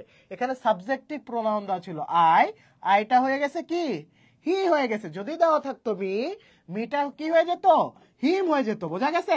অর্থাৎ তোমার কলামে কলামে চেঞ্জ হবে, রোয়ে রোয়ে চেঞ্জ হবে না। বোঝা গেছে? একদম পানির মতো সোজা, কিন্তু যদি বুঝো খুবই খুবই খুবই সোজা। দেখো আইটা কি হয়ে গেছে? হি হয়ে গেছে। আমরা অ্যাপ্লাই চলে যাই। দেখো শামসুল সেইড মি দ্যাট, হি হইছে। কারণ কি ছিল? এখানে আই ছিল। ফার্স্ট পারসন, আইটা কি person? First person. First person follows the subject. Shamsul যেহেতু ছেলে তাই আইটা কি হয়ে গেছে? হি হয়ে গেছে। বোঝা গেছে? এবং এটা যদি সেকেন্ড পারসন থাকতো, দেখো তোমাদের অ্যাপ্লাই কিভাবে করতে শিখাই দিই। You write a letter to they যদি থাকতো, বলো তো কি হবে? You write a letter. আমি কি বলছিলাম? Second person follows the object. এখানে অবজেক্ট কোনটা? মি। কি হতো? মি। তাহলে মি এর পরিবর্তে কি হতো? মিটা চেঞ্জ হয়ে কি হয়ে যেত? হিম হয়ে যেত। বোঝা গেছে? তো এইভাবে তোমার পরিবর্তন করতে হবে পারসন ওয়াইজ। রুলসটা জাস্ট মনে রাখতে হবে যে first person follows the subject, second person follows the object, third person has no change. কোনো পরিবর্তন নাই থার্ড পারসনে। হি যদি থাকতো হি বসে যেত। বোঝা গেছে? আচ্ছা, তো তিনটা পার্ট কি তোমাদের ক্লিয়ার হয়েছে? আমি একটু কমেন্ট সেকশনে যে ঘুরে আসি। তিনটা পার্ট কি তোমাদের ক্লিয়ার? আচ্ছা, তিনটা পার্ট যদি ক্লিয়ার থাকে তাহলে তুমি জাস্ট ইয়েস লেখো। তোমার যদি তিনটা পার্ট ক্লিয়ার থাকে জাস্ট ইয়েস লেখো। ওকে, এই যে তিনটা চেঞ্জ, তিনটা জায়গার যে তোমার পরিবর্তন দেখালাম, এতটুকু যদি ক্লিয়ার থাকে তুমি ইয়েস লেখো। পরবর্তীতে আমরা 4 নাম্বার পার্ট নিয়ে কাজ করব। 4 নাম্বার পার্টটা হচ্ছে মোস্ট ইম্পর্টেন্ট পার্ট। এটা যদি পারো তোমার ন্যারেশন আর তোমাকে আটকানোর কেউ নাই এই পৃথিবীতে। ওকে, নাইস, ভেরি গুড। তারপরে দেখো আমার অ্যাডভার্বিয়াল অফ টাইম চেঞ্জ হয়। এটা হচ্ছে একদম 5 নাম্বারে আমি বলছিলাম, তো এখন শিখে ফেলো, কারণ টেন্সটা আমার একটু সময় নিয়ে বোঝাতে হবে। দেখো অ্যাডভার্বিয়াল অফ টাইম মানে কি? সময় নির্দেশক যে শব্দ, যদি দিস থাকে কি হয়ে যাবে? দ্যাট হয়ে যাবে। অর্থাৎ নৈকট্য সূচক শব্দগুলোকে দূরত্ব সূচক শব্দে কনভার্ট করতে হবে। রুলস কি এটার? নৈকট্য সূচক শব্দ, নৈকট্য সূচক শব্দকে কিসে কনভার্ট করতে হবে? দূরত্ব সূচক শব্দে কনভার্ট করতে হবে। হ্যাঁ, দূরত্ব সূচক শব্দ, নৈকট্য সূচক শব্দকে দূরত্ব সূচক শব্দে কনভার্ট করতে হবে। হ্যাঁ, এবং দিসটা হয়ে যাবে দ্যাট, এগোটা কি হয়ে যাবে? বিফোর। এটা অনেকে ভুল করো, এটা মনে রাখবা। কাম যদি থাকে গো হবে, দিস থাকলে দোষ হবে। এটা কিন্তু প্লুরাল ফর্মে আছে। দিসটা কি? প্লুরাল। আর একটা দিস আছে নর্মাল দিস। এখানে কি আছে এটা? আচ্ছা, এখানে নাই। আর একটা হচ্ছে নর্মাল দিস। এই দিস মানে এই। আর দ্যাট এটা হচ্ছে সিঙ্গুলার ক্ষেত্রে, সিঙ্গুলার ফর্মের ক্ষেত্রে এই দিস দ্যাট ইউজ হয়। এটা মাথায় রাখবা, সিঙ্গুলার। ওকে, আর এটা হচ্ছে এই দিস দোষ হচ্ছে প্লুরাল ফর্ম। হ্যাঁ, এবং টুডে থাকলে দ্যাট ডে বসে। তারপরে টুমরো থাকলে দ্য নেক্সট বা ফলোইং ডে, এগুলো আসবে। টুডে, ইয়েস্টারডে, তারপরে টুমরো, এগুলো পাবাই। টুডে আমি তোমাদেরকে গুরুত্বপূর্ণ অ্যাডভার্বিয়াল গুলা তোমার স্টার্ট দিয়ে দিচ্ছি। দেখো টুডেটা খুবই important. Tomorrow important, yesterday important, ago বিফোরটা ইম্পর্টেন্ট, হ্যাঁ, নাও দেনটা ইম্পর্টেন্ট। এগুলাই দেখবা ঘুরে ফিরে এগুলো আসতেছে, এগুলো বারবার বারবার বারবার রিপিট হচ্ছে। ওকে, তাহলে টুডে থাকলে দ্যাট ডে বসবে, টুমোরো থাকলে দ্য নেক্সট ডে দিতে পারো অথবা দ্য ফলোইং ডে ইউজ করতে পারো, ইয়েস্টারডে থাকলে দ্য প্রিভিয়াস ডে দিতে পারো, টুনাইট থাকলে দ্যাট নাইট হবে, নাও থাকলে দেন হবে, হেয়ার থাকলে দেয়ার হবে, যেটা তোমরা অলরেডি পারো। হ্যাঁ, তো এটা তোমার চেঞ্জ করতে হবে অ্যাকর্ডিং টু দিস চার্ট। দেখো তাহলে কি হবে, আমার সেন্টেন্সটা কি ছিল, টুডে আছে, তাহলে কি হয়ে যাবে দ্যাট ডে। এখন 4 নাম্বার, এটা কিন্তু আমার 5 নাম্বার পরিবর্তন করলাম, টুডেটা কি হয়ে যাবে দ্যাট ডে, দ্যাট ডে, এটাই কনভার্ট হয়ে যাবে, রাইট? তো আমার 4টা পার্ট কিন্তু শেষ, ন্যারেশন তোমার ডান, কনগ্রাচুলেশনস। এখন জাস্ট লাস্ট একটা পার্ট বাকি আছে, সেটা হচ্ছে টেন্স ওয়াইজ। টেন্স ওয়াইজ আমার যে পরিবর্তন সেটা তোমার মাথায় রাখতে হবে। খাতা নাও, খাতা কলম নাও, খাতা কলম নাও। টেন্স আমরা যেভাবে শিখছি সেভাবে আজকে তোমাদেরকে একটা ভিন্ন উপায়, কমপ্লিটলি ডিফারেন্ট একটা ওয়েতে আজকে টেন্স শিখে আসো। নর্মালি তো তোমরা টেন্স মুখস্থ করছো, ঠিক আছে, কন্টিনিউয়াস ভার প্লাস আইএনজি যোগ মুখস্থ করছো, মানে দেখে দেখে মুখস্থ করছো, verb plus ING, verb plus ING, তারপরে past participle form, past participle form, এমনি মুখস্থ করছো। দেখো টেন্স বোঝার আগে আমাকে ভার্বের ফর্ম বুঝতে হবে। ভার্বের টোটাল 5টা ফর্ম আছে। কয়টা ফর্ম? আমার সাথে সাথে বলো, কয়টা ফর্ম? 5টা। ভার্ব 1, ভার্ব 2, ভার্ব 3, ভার্ব 4, আর কি ভার্ব 5। হ্যাঁ, তো 5টা ফর্মের নাম আছে, এগুলো হচ্ছে নিকনেম। তোমাদের ডাকনামগুলো আছে না, যেমন আমার নাম মুগ্ধ, মুগ্ধ বলে ডাক দিলে সারা দিন, এটা হচ্ছে নিকনেম। যে আমাদের যেহেতু এটা বারবার ইউজ করতে হবে, বারবার ব্যবহার করতে হবে, এই জন্য আমরা নিকনেম দিছি। একটা ভার্বের নাম হচ্ছে verb 1, V1, V2, V3, V4, V5। তো এটার ফুল ফর্ম হচ্ছে, অর্থাৎ পুরো নাম হচ্ছে, একটা হচ্ছে প্রেজেন্ট ফর্ম, প্রেজেন্ট ফর্ম, আর একটা হচ্ছে তোমার past form, past form, form পুরোটা লেখার দরকার নেই, টাইম ওয়েস্ট হবে শুধু শুধু। আর একটা হচ্ছে পাস্ট পার্টিসিপল ফর্ম, পার্টিসিপল, তারপর হচ্ছে জিরান্ড, জিরান্ডের আর এক নাম কি present participle, present participle, participle. হ্যাঁ, অর্থাৎ এই 4টার নাম কি, একটা হচ্ছে প্রেজেন্ট ফর্ম, আর একটা হচ্ছে past form, past participle form, gerund বা প্রেজেন্ট পার্টিসিপল, এবং লাস্ট ফর্মটার নাম কি আমার ইনফিনিটিভ, ইনফিনিটিভ। ঠিক আছে, গেল। এখন আমরা এক্সাম্পল দেখবো প্লাস উদাহরণ দেখবো। দেখো এটার স্ট্রাকচার হচ্ছে ভার্বের সাথে আইএনজি যুক্ত ফর্মকে আমরা জেরান্ড বলি। কি বলি? ভার্বের সাথে আইএনজি যুক্ত ফর্মকে আমরা জেরান্ড বলি। ওকে, বা যেটার আরেক নাম হচ্ছে প্রেজেন্ট পার্টিসিপল। ওকে, আর 2 প্লাস ভার্বের বেস ফর্ম, 2 প্লাস ভার্বের বেস ফর্ম, এই যে ভিবি দিয়ে আমি ভার্বের বেস ফর্ম বুঝিয়েছি। কি বুঝিয়েছি? ভিবি দিয়ে ভার্বের বেস ফর্ম বুঝিয়েছি, 2 প্লাস ভার্বের বেস ফর্ম বুঝিয়েছি। হ্যাঁ, তো এটা হচ্ছে স্ট্রাকচার। এই দুটো স্ট্রাকচার মনে রাখা লাগবে, বাকিগুলো তুমি এমনিতেই পারবা। দেখো প্রেজেন্ট ফর্ম হচ্ছে go, past form went, past participle form gone, gerund বা প্রেজেন্ট পার্টিসিপল গোয়িং, আর ইনফিনিটিভ হচ্ছে টু গো, টু গো। বোঝা গেছে? তো এটার মধ্যে গো আর ওয়েনটাকে আমরা ডিরেক্ট ফাইনাইট ভার্ব হিসেবে ইউজ করতে পারি। কি হিসেবে? Finite verb. এখন একটা সেন্টেন্স গঠন হওয়ার মূল শর্ত কি বলতো? একটা সেন্টেন্সে অবশ্যই কি থাকতে হবে? ফাইনাইট ভার্ব থাকতে হবে। ফাইনাইট ভার্বের বাংলা কি? সমাপিকা ক্রিয়া। হ্যাঁ, তুমি যদি একটা সেন্টেন্সে আই ড্যাশ টু কলেজ, হ্যাঁ, যেমন আই ড্যাশ টু কলেজ, এই সেন্টেন্সটা কি কারেক্ট নাকি ইনকারেক্ট বলো তো? এই সেন্টেন্সটা ইনকারেক্ট। কেন ইনকারেক্ট? কারণ এখানে ভার্ব মিসিং। কি verb missing? Finite verb missing. একটা জিনিস সবসময় মাথায় রাখবা, ফাইনাইট ভার্ব ছাড়া একটা সেন্টেন্স কখনো তার অর্থের সম্পূর্ণতা পায় না। কি পায় না? অর্থের সম্পূর্ণতা পায় না। তো অর্থের সম্পূর্ণতা পেতে গেলে আমার প্রথম শর্ত কি? অবশ্যই অবশ্যই একটা সেন্টেন্সে ফাইনাইট ভার্ব থাকতে হবে। কি থাকতে হবে? ফাইনাইট ভার্ব থাকতে হবে। তো দেখো আই গো টু কলেজ যদি দিই তাহলে সেন্টেন্সটা সম্পূর্ণ। সম্পূর্ণ না? আই ওয়েন্ট টু কলেজ যদি দিই তাহলে সেন্টেন্সটা সম্পূর্ণ। তো এই দুইটা যেহেতু আমরা ডিরেক্ট ব্যবহার করি তাই দুইটাকে আমরা ডিরেক্ট ফাইনাইট ভার্ব বলি। কিন্তু দেখো আমরা গন, গোয়িং, টু গো দিয়ে কি আমরা এই সেন্টেন্সটা মেক করতে পারবো? I gone to college, I going to college, I to go college, কিছু একটা মিসিং আছে না? হ্যাঁ, অবশ্যই কিছু একটা মিসিং আছে। যেহেতু এই ভার্বগুলো ব্যবহার করার পরেও আমার সেন্টেন্সের অর্থের সম্পূর্ণতা পাচ্ছে না, প্লাস গ্রামাটিক্যালি কারেক্ট হচ্ছে না, তাই এটার নাম হচ্ছে non finite verb. Non finite verb. Finite verb কিরকম ভাই, একটা এক্সাম্পল দেন। ওকে, এক্সাম্পল দিচ্ছি, আসো। আই ড্যাশ গোয়িং, হ্যাঁ sorry, I dash going to college. তাহলে দেখো এখানে কিছু একটা মিসিং। তেমনি ভাবে I dash gone to college, এখানে যদি গন দিতাম যদি গন টু কলেজ, অথবা যদি টু গো দিতাম, তাও কিন্তু সেন্টেন্সটা কারেক্ট হতো না। কেন কারেক্ট হতো না? কিছু একটা মিসিং আছে, রাইট? তো মিসিং জিনিসটার নাম হচ্ছে অক্সিলারি ভার্ব।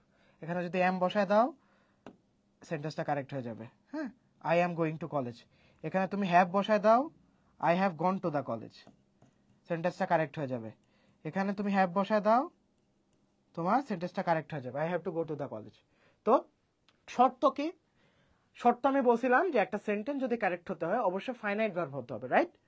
তো ফাইনাইট ভার্ব নন ফাইনাইট ভার্বকে আমার কিসে কনভার্ট করতে হবে? ফাইনাইট ভার্বে। কিভাবে করব? অক্সিলারি ভার্ব আগে বসাবো। কি বসাবো? অক্সিলারি। তাহলে কি আমরা বলতে পারি যে অক্সিলারি ভার্ব, দেখো, ওকে, তাহলে আমরা বলতে পারি না যে auxiliary verb plus non finite verb সমান সমান কি তোমার? সমান সমান ফাইনাইট ভার্ব, সমান সমান ফাইনাইট ভার্ব, রাইট? বলতে পারি কিনা? তাহলে দেখো অক্সিলারি ভার্ব কয় প্রকার তোমরা সবাই জানো। Am, is, are, was, were, shall, will, হ্যাঁ, হ্যাভ, হ্যাজ, হ্যাড, তারপরে কি বি, বিং, বিন, এই তিনটাও কি তোমার অক্সিলারি ভার্ব। দেখো অক্সিলারি ভার্ব আর মডাল অক্সিলারি ভার্ব কিন্তু আলাদা। মডাল অক্সিলারি ভার্বের পরে সবসময় ভার্বের বেস ফর্ম বসে, এবং অক্সিলারি ভার্ব সবসময় নন ফাইনাইট ভার্বের আগেই বসে। তো এই জিনিসটা সবসময় মাথায় রাখবে। এবং অক্সিলারি ভার্ব কিছু কিছু ক্ষেত্রে ডিরেক্ট ফাইনাইট ভার্ব হিসেবেও বসে, রাইট? তো অক্সিলারি ভার্বের নানাবিধ ব্যবহার আছে, তোমার আপাতত যতটুকু শেখা দরকার ততটুকু শেখো। হ্যাঁ, আর মডাল অক্সিলারি ভার্ব কোনগুলো? যেগুলো শুড, উড, কুড, হ্যাঁ, মে, মাইট, অট টু, এগুলো সব কি তোমার মডাল অক্সিলারি ভার্ব। যেগুলো বললাম ওগুলো খাতায় নোট করে রাখতে পারো। আমি আবার রিপিট করছি, অক্সিলারি ভার্ব কোনগুলা? Am, is, are, was, were, have, has, had, shall, will, হ্যাঁ, শ্যাল, উইল, তারপরে কি তারপরে হচ্ছে বি, বিং, বিন। এই 13টা বললাম, 13টা হচ্ছে তোমার অক্সিলারি ভার্ব। বি, বিং, বিন, তোমরা হয়তো বুঝোনি। বি, বিং আর বিন, এই তিনটা অক্সিলারি ভার্ব। তোমরা হয়তো বা অবাক হচ্ছ যে এই জিনিস কেন, ন্যারেশনের ক্ষেত্রে এই জিনিস লাগবে। কিছু কিছু ডিরেক্ট থেকে ইনডিরেক্ট করার সময় দেখো না, হ্যাড বিন, বিন দুইটা আছে, দেখো না, এই যে এই বিন, এই জিনিসটা দেখবা দুইটা আছে। তোমরা মনে করো এটা মনে হয় ইনকারেক্ট, আসলে ইনকারেক্ট না, এটা গ্রামাটিক্যাল রুলস ওয়াইজ বসছে। একটা বিন হচ্ছে অক্সিলারি ভার্ব, আর আরেকটা বিন হচ্ছে তোমার নিয়ম অনুযায়ী, অর্থাৎ প্রেজেন্ট যদি ইনডিফিনিট থাকে সেটা প্রেজেন্ট পারফেক্ট হয়ে যাবে, এটা নিয়ম অনুযায়ী বিন। আর একটা হচ্ছে V3 ফর্ম, একটা হচ্ছে ভার্ব। এই দেখো এটা কিন্তু তিনটা জিনিস হয়। বি, বিং, বিন, এটা একদিকে যেমন অক্সিলারি ভার্ব, আর একদিকে তেমন ভার্বের present form, past form, past participle form. Present form, past form, past participle form. একটা হচ্ছে পাস্ট পার্টিসিপল ফর্ম অনুযায়ী বিন বসছে, আর একটা হচ্ছে অক্সিলারি ভার্ব অনুযায়ী বিন বসছে। এই জন্য মাঝে মাঝে দেখবা ইনডিরেক্ট করার সময় হ্যাড বিন, বিন থাকে। তো ওটা যখন আমরা প্র্যাকটিস করবো তখন আমাদের আয়ত্তে চলে আসবে, ওটা নিয়ে এখন টেনশনের কারণ নাই। এখন দেখো finite verb, non finite verb আমাদের কি ক্লিয়ার? দেখি তোমাদের একটু দেখি। Finite verb, non finite verb তোমাদের মোস্ট প্রবলি ক্লিয়ার। দেখো auxiliary plus non finite verb সমান সমান ফাইনাইট ভার্ব, এটা তো বুঝছো। এখন আসি আমরা টেন্সে, এখন কাজের কথা আসি। দেখো কিভাবে রিলেট করবা। দেখো আমরা একটু মুছে নিই, আর যাদের তোলা হয়নি একটু দ্রুত তুলে ফেলো, দ্রুত খাতায় নোট করে ফেলো। হ্যাঁ, তোমার লাইভ রেকর্ডেড থাকবে, লাইভ থেকে টেনেও খাতায় নোট করে নিতে পারো। হ্যাঁ, লাইভ রেকর্ডেড থাকবে, লাইভ থেকে টেনে ওই জায়গায় পজ করে তারপরে তোমরা কি করবা? তোমরা নোট করে নিতে পারবা। ওকে, আচ্ছা।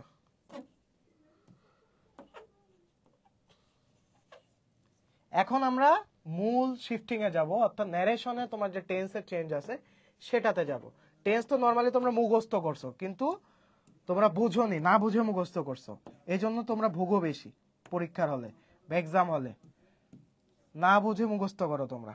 দেখো তোমাদেরকে এখন ইজিয়েস্ট ওয়েতে, সব থেকে ইজিয়েস্ট ওয়েতে আমি টেন্স শিখাই দিই। টেন্স কয় প্রকার? 3 প্রকার, রাইট? প্রেজেন্ট, পাস্ট, আর কি ফিউচার। ফিউচারের এখানে কোনো কাজ নাই, কারণ আমার ন্যারেশনে নরমালি প্রেজেন্ট, আমার রিপোর্টিং ভার্ব কি থাকে, হয় তোমার প্রেজেন্ট থাকে, না হয় তোমার পাস্ট থাকে। ফিউচারের এখানে কোনো কাজ নাই, ঠিক আছে? তারপরে আমার প্রত্যেকটা টেন্স আবার 4 ভাগে বিভক্ত। কয় ভাগে? 4 ভাগে। একটা হচ্ছে ইনডিফিনিট, ইনডিফিনিট, আর একটা হচ্ছে কন্টিনিউয়াস, কন্টিনিউয়াস, আর একটা হচ্ছে পারফেক্ট, পারফেক্ট, আর একটা হচ্ছে perfect continuous, right? Perfect continuous. এই 4 প্রকার আমার হচ্ছে প্রত্যেকটা টেন্সে 4 প্রকার, রাইট?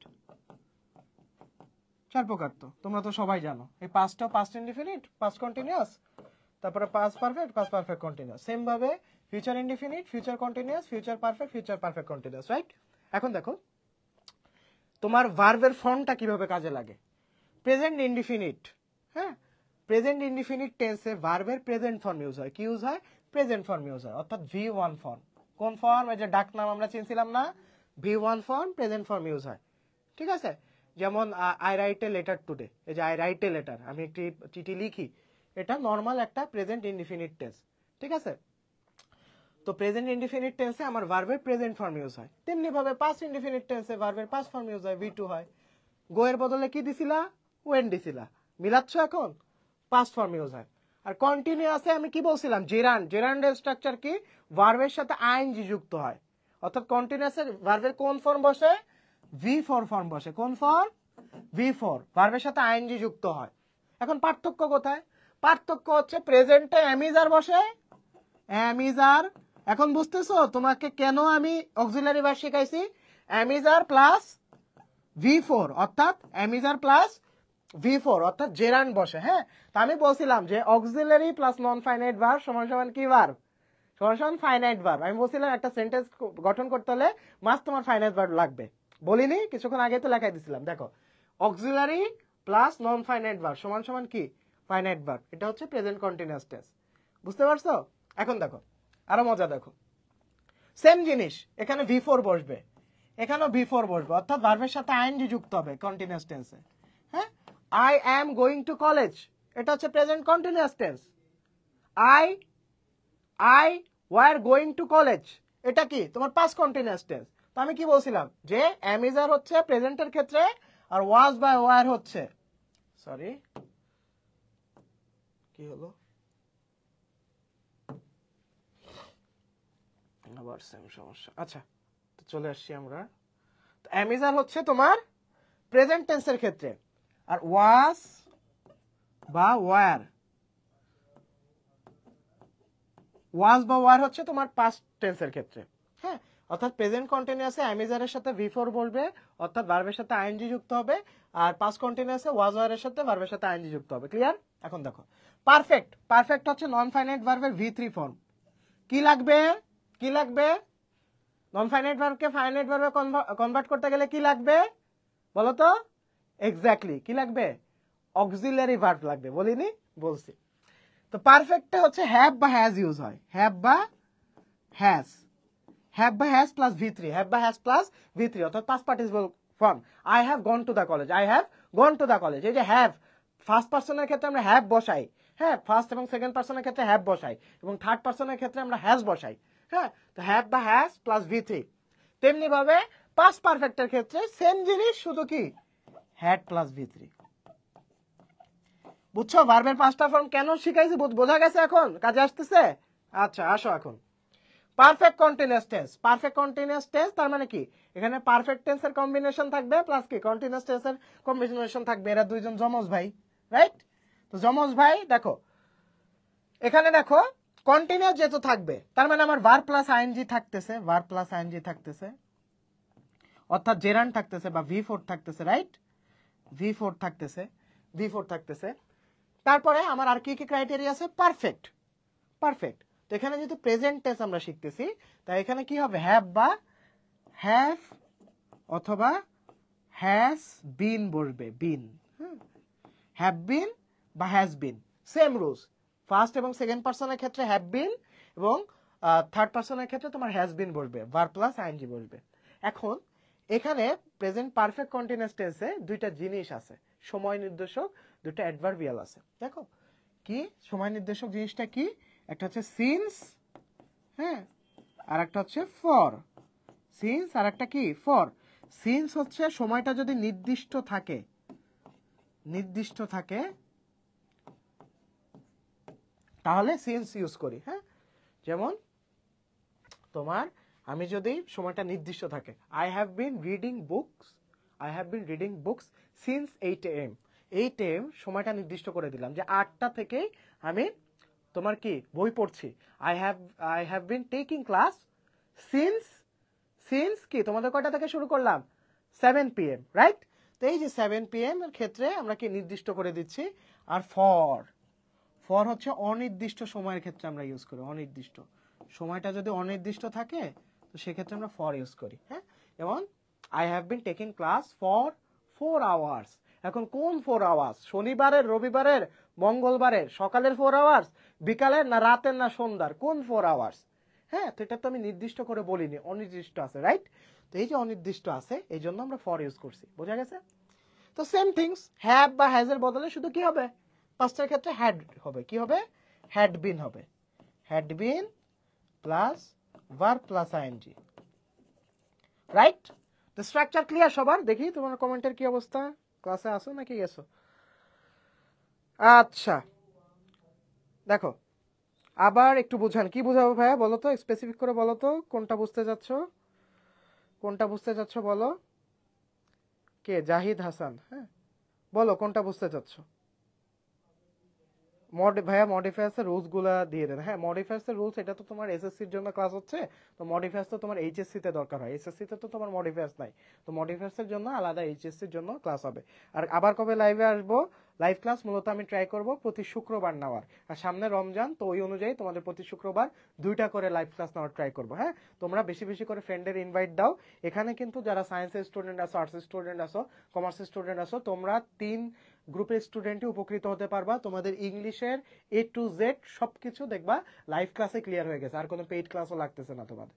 হ্যাঁ, আর যদি বাসায় নিজে প্র্যাকটিস করো তাহলে ইনশাল্লাহ ক্লিয়ার হয়ে যাবে। দেখো আমরা তো স্ট্রাকচার বুঝলাম, স্ট্রাকচার আমাদের ক্লিয়ার। এখন আসি টেন্সে কি কাজে লাগবে। দেখো রুলস হচ্ছে বা নিয়ম হচ্ছে 1 স্টেপ ডাউন রুল ফলো করতে হবে। আমার টেন্স কয়টা? মানে প্রেজেন্ট টেন্স কয় প্রকার? 4 প্রকার। প্রেজেন্ট ইনডিফিনিট, আমার সাথে সাথে বলো কি? Present indefinite, present continuous, present perfect আর প্রেজেন্ট পারফেক্ট কন্টিনিউয়াস, রাইট? এই 4 প্রকার তো। এখন 1 স্টেপ ডাউন রুল কি? মানে এক ধাপ নিচে চলে যাব আমরা। ইনডিফিনিট যদি থাকে, প্রেজেন্ট ইনডিফিনিট যদি থাকে হয়ে যাবে প্রেজেন্ট পারফেক্ট। ইনডিফিনিট থাকলে পারফেক্ট হয়ে যাবে। আচ্ছা আমি একটু অন্য কালি ইউজ করি, এটা ইউজ করি। ইনডিফিনিট থাকলে হয়ে যাবে পারফেক্ট, ইনডিফিনিট থাকলে কি হবে? পারফেক্ট হবে। আর কন্টিনিউয়াস যদি থাকে তাহলে পারফেক্ট কন্টিনিউয়াস হবে।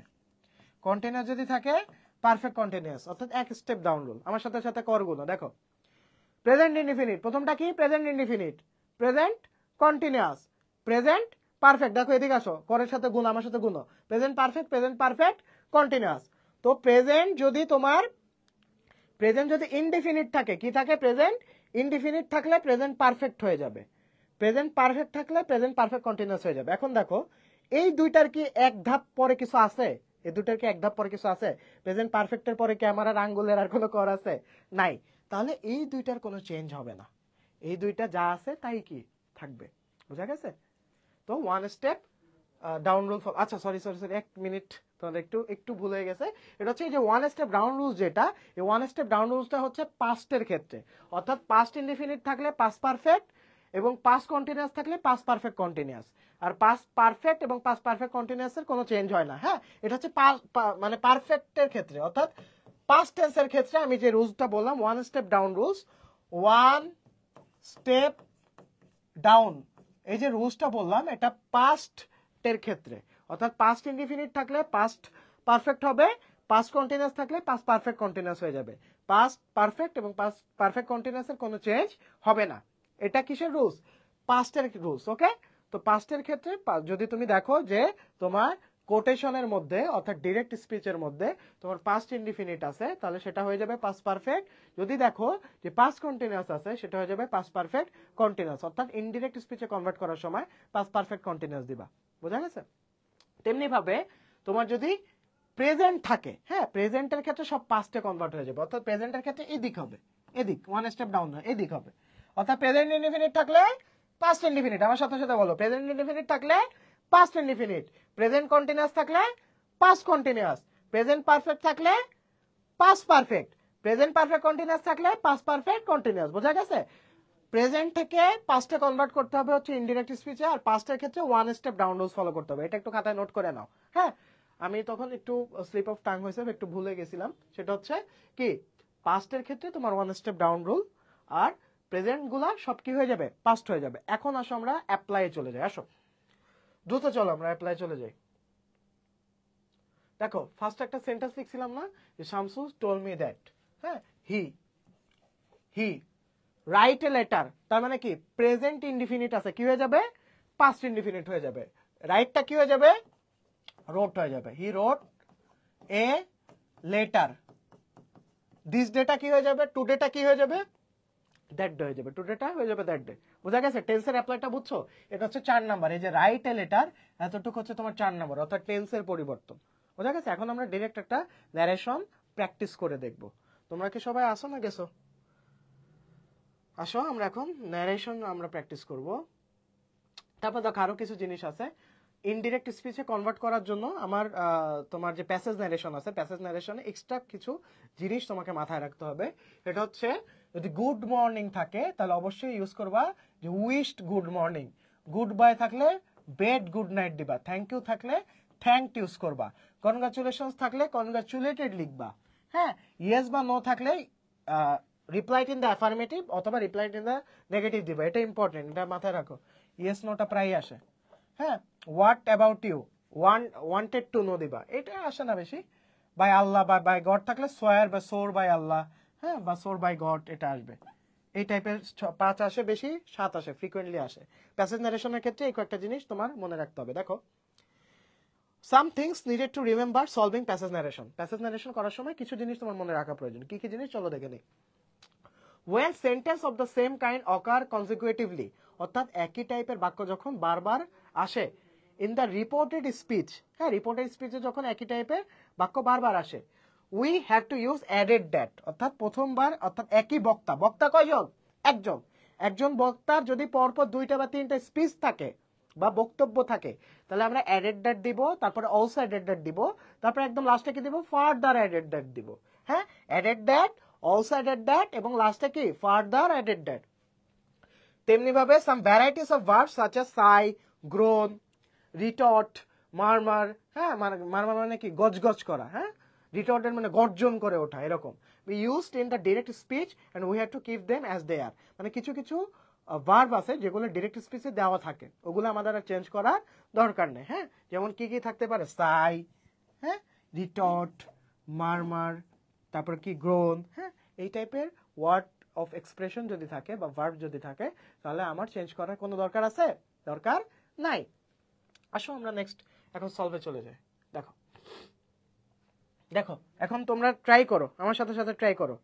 দেখো, রিনা সেইট, এটা কিন্তু বোর্ড, সিলেট বোর্ড 2020 সালে আসছিল, ঢাকা বোর্ড 2020 সালে আসছিল। রিনা সেইট সীমা, এখানে reporting subject Rina, reporting object Sima, reporting verb said. Why don't you get up early from sleep, Sima said. দেখো, এখন আমার প্রথমে সবার ফার্স্টে কাজ হচ্ছে এখানে সাবজেক্টকে অবজেক্টকে, এটা তোমার আইডেন্টিফাই করা। সাবজেক্ট অবজেক্ট এখানে প্রথমে দিয়ে দেওয়া আছে। কিছু কিছু ক্ষেত্রে তুমি সাবজেক্ট অবজেক্ট পাবা না, তো তোমার লাস্ট পর্যন্ত পড়তে হবে। দেখবা লাস্টে যে তোমার অবজেক্ট দেওয়া আছে, কে কার সাথে কথা বলতেছে, এটা খুবই ইম্পর্টেন্ট। এটার জন্য ন্যারেশন একদম ভুল হয়ে যেতে পারে। তুমি যদি রিপোর্টিং সাবজেক্ট এবং রিপোর্টিং অবজেক্ট আইডেন্টিফাই না করতে পারো, তাহলে তোমার ন্যারেশন ভুল যাবে। এখানে রিপোর্টিং সাবজেক্টকে রিনা, অবজেক্টকে সীমা, ভার্ব কি সেট। এখন দেখো আমরা স্টেপ বাই স্টেপ আসি। হ্যাঁ, আমি তোমাদের জন্য ফার্স্টটা কনভার্ট করে রাখতেছি, কনভার্ট করে দেখাচ্ছি, তারপরে তোমাদের এক্সারসাইজ দেওয়া থাকবে, ওটা তোমরা নিজেরা প্র্যাকটিস করবে। হ্যাঁ, দেখো Rina said Sima, Rina said Sima why don't you get up early from sleep. আমি কি বলছিলাম, ফার্স্টে কি চেঞ্জ করতে হবে, এই জিনিসটার নাম কি, রিপোর্টিং ভার্ব। রিপোর্টিং ভার্ব কি অনুযায়ী চেঞ্জ করতে হবে, সেন্টেন্স অনুযায়ী। এটা কি সেন্টেন্স, ইন্টারোগেটিভ সেন্টেন্স, রাইট? তো কি হবে বলো, রিনা আস্ট, কি হবে আস্ট, অর্থাৎ এই চিহ্ন, এই জিনিসটা, এই চিহ্নটা দেখলে আমরা চোখ বন্ধ করে কি দিব, রিপোর্টিং ভার্বে আস্ট দিব। ঠিক আছে, রিনা আস্ট সীমা, গেল 1 নাম্বার চেঞ্জ, ডান। তারপরে কি 2 নাম্বার চেঞ্জ কি বলছিলাম, কনজাংশন, কমা এবং ইনভার্টেড কমা কি হয়ে যাবে, উঠে যাবে। উঠে যে কি বসবে, তোমার কনজাংশন বসবে। তো এখন দেখো আমি কি বলছিলাম, যে তোমার ইন্টারোগেটিভ সেন্টেন্সের ক্ষেত্রে কনজাংশন নরমালি দ্যাট ইউজ হয়, কিন্তু ইন্টারোগেটিভ সেন্টেন্সে ইয়েস নো কোশ্চেন এবং কি ডব্লিউএস ওয়ার্ড। এখানে কি ডব্লিউএস ওয়ার্ড আছে, অবশ্যই আছে, তার মানে কনজাংশন এটাই হবে। হ্যাঁ, রিনা আস্ক সীমা ওয়াই, দেখো এখন আসি 3 নাম্বার চেঞ্জ শেষ। হ্যাঁ, why don't you second person, third number body part কি ছিল, পারসন চেঞ্জ করতে হবে, রাইট? কি চেঞ্জ করতে হবে, পারসন চেঞ্জ করতে হবে। 1 নাম্বার গেল, 2 নাম্বার ডান সাকসেসফুলি, এখন 3 number person, you second person follows the object, first person follows the subject.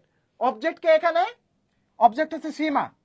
হ্যাঁ, সীমা কি ছেলে না মেয়ে? তাহলে কি হবে, ওয়াই শিটাকে সীমা এখানে লিখে দিতে হবে, সীমা ব্র্যাকেটে লিখে দিবা সীমা। রিমা আস Sima why she do not get up early from sleep. তার মানে কি, do not get up early from sleep, do not তার মানে কি নর্মাল প্রেজেন্ট ইনডিফিনিট টেন্স, কিসে কনভার্ট হয়ে যাবে, পাস্ট ইনডিফিনিট টেন্সে কনভার্ট হয়ে যাবে। ডু নটটা কি হয়ে যাবে, did not. Y she did not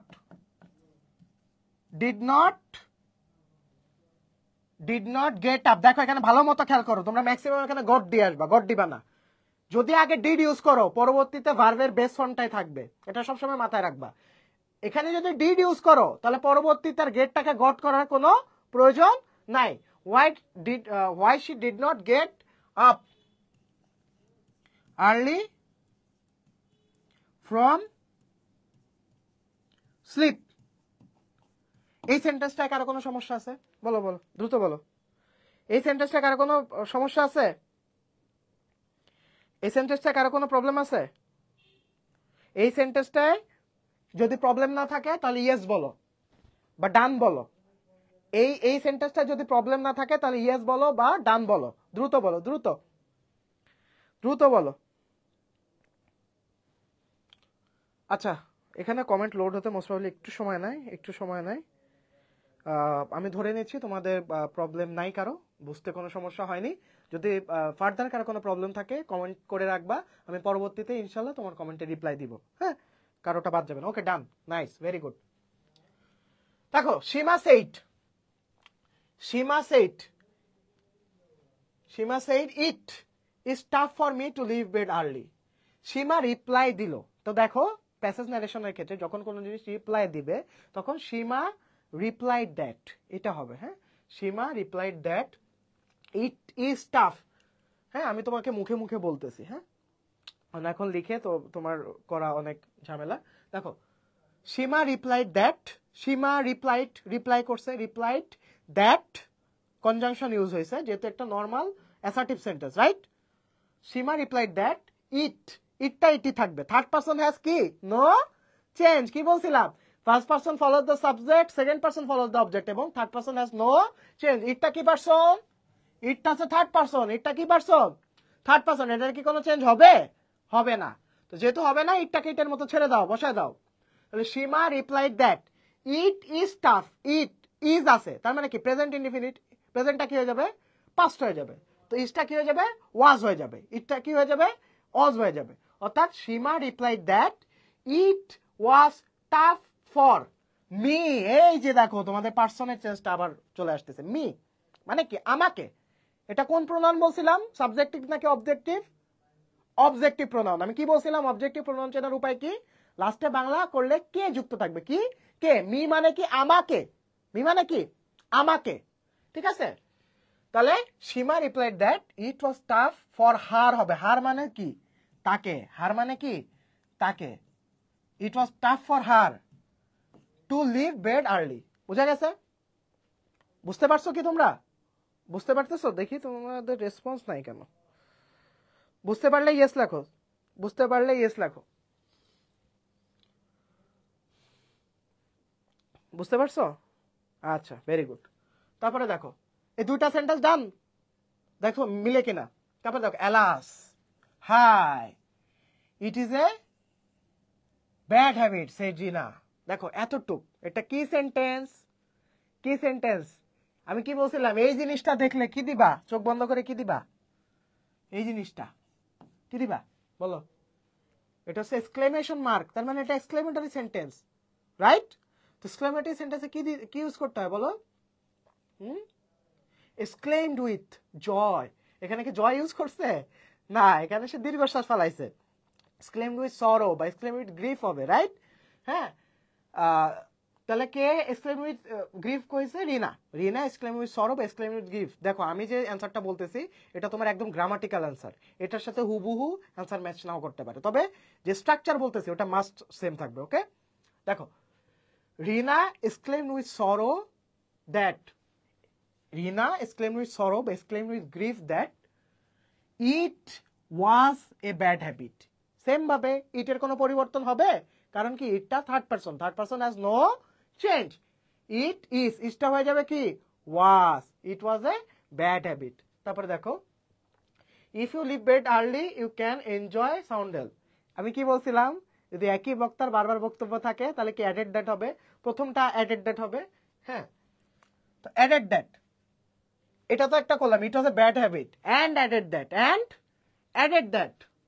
if ইউটা কি হয়ে যাবে, second person follows the object, অবজেক্টটাকে সীমা, ইফ শি, হ্যাঁ এখানে ইউ মানে কি তুমি, তুমিটা হয়ে যাবে কি সে।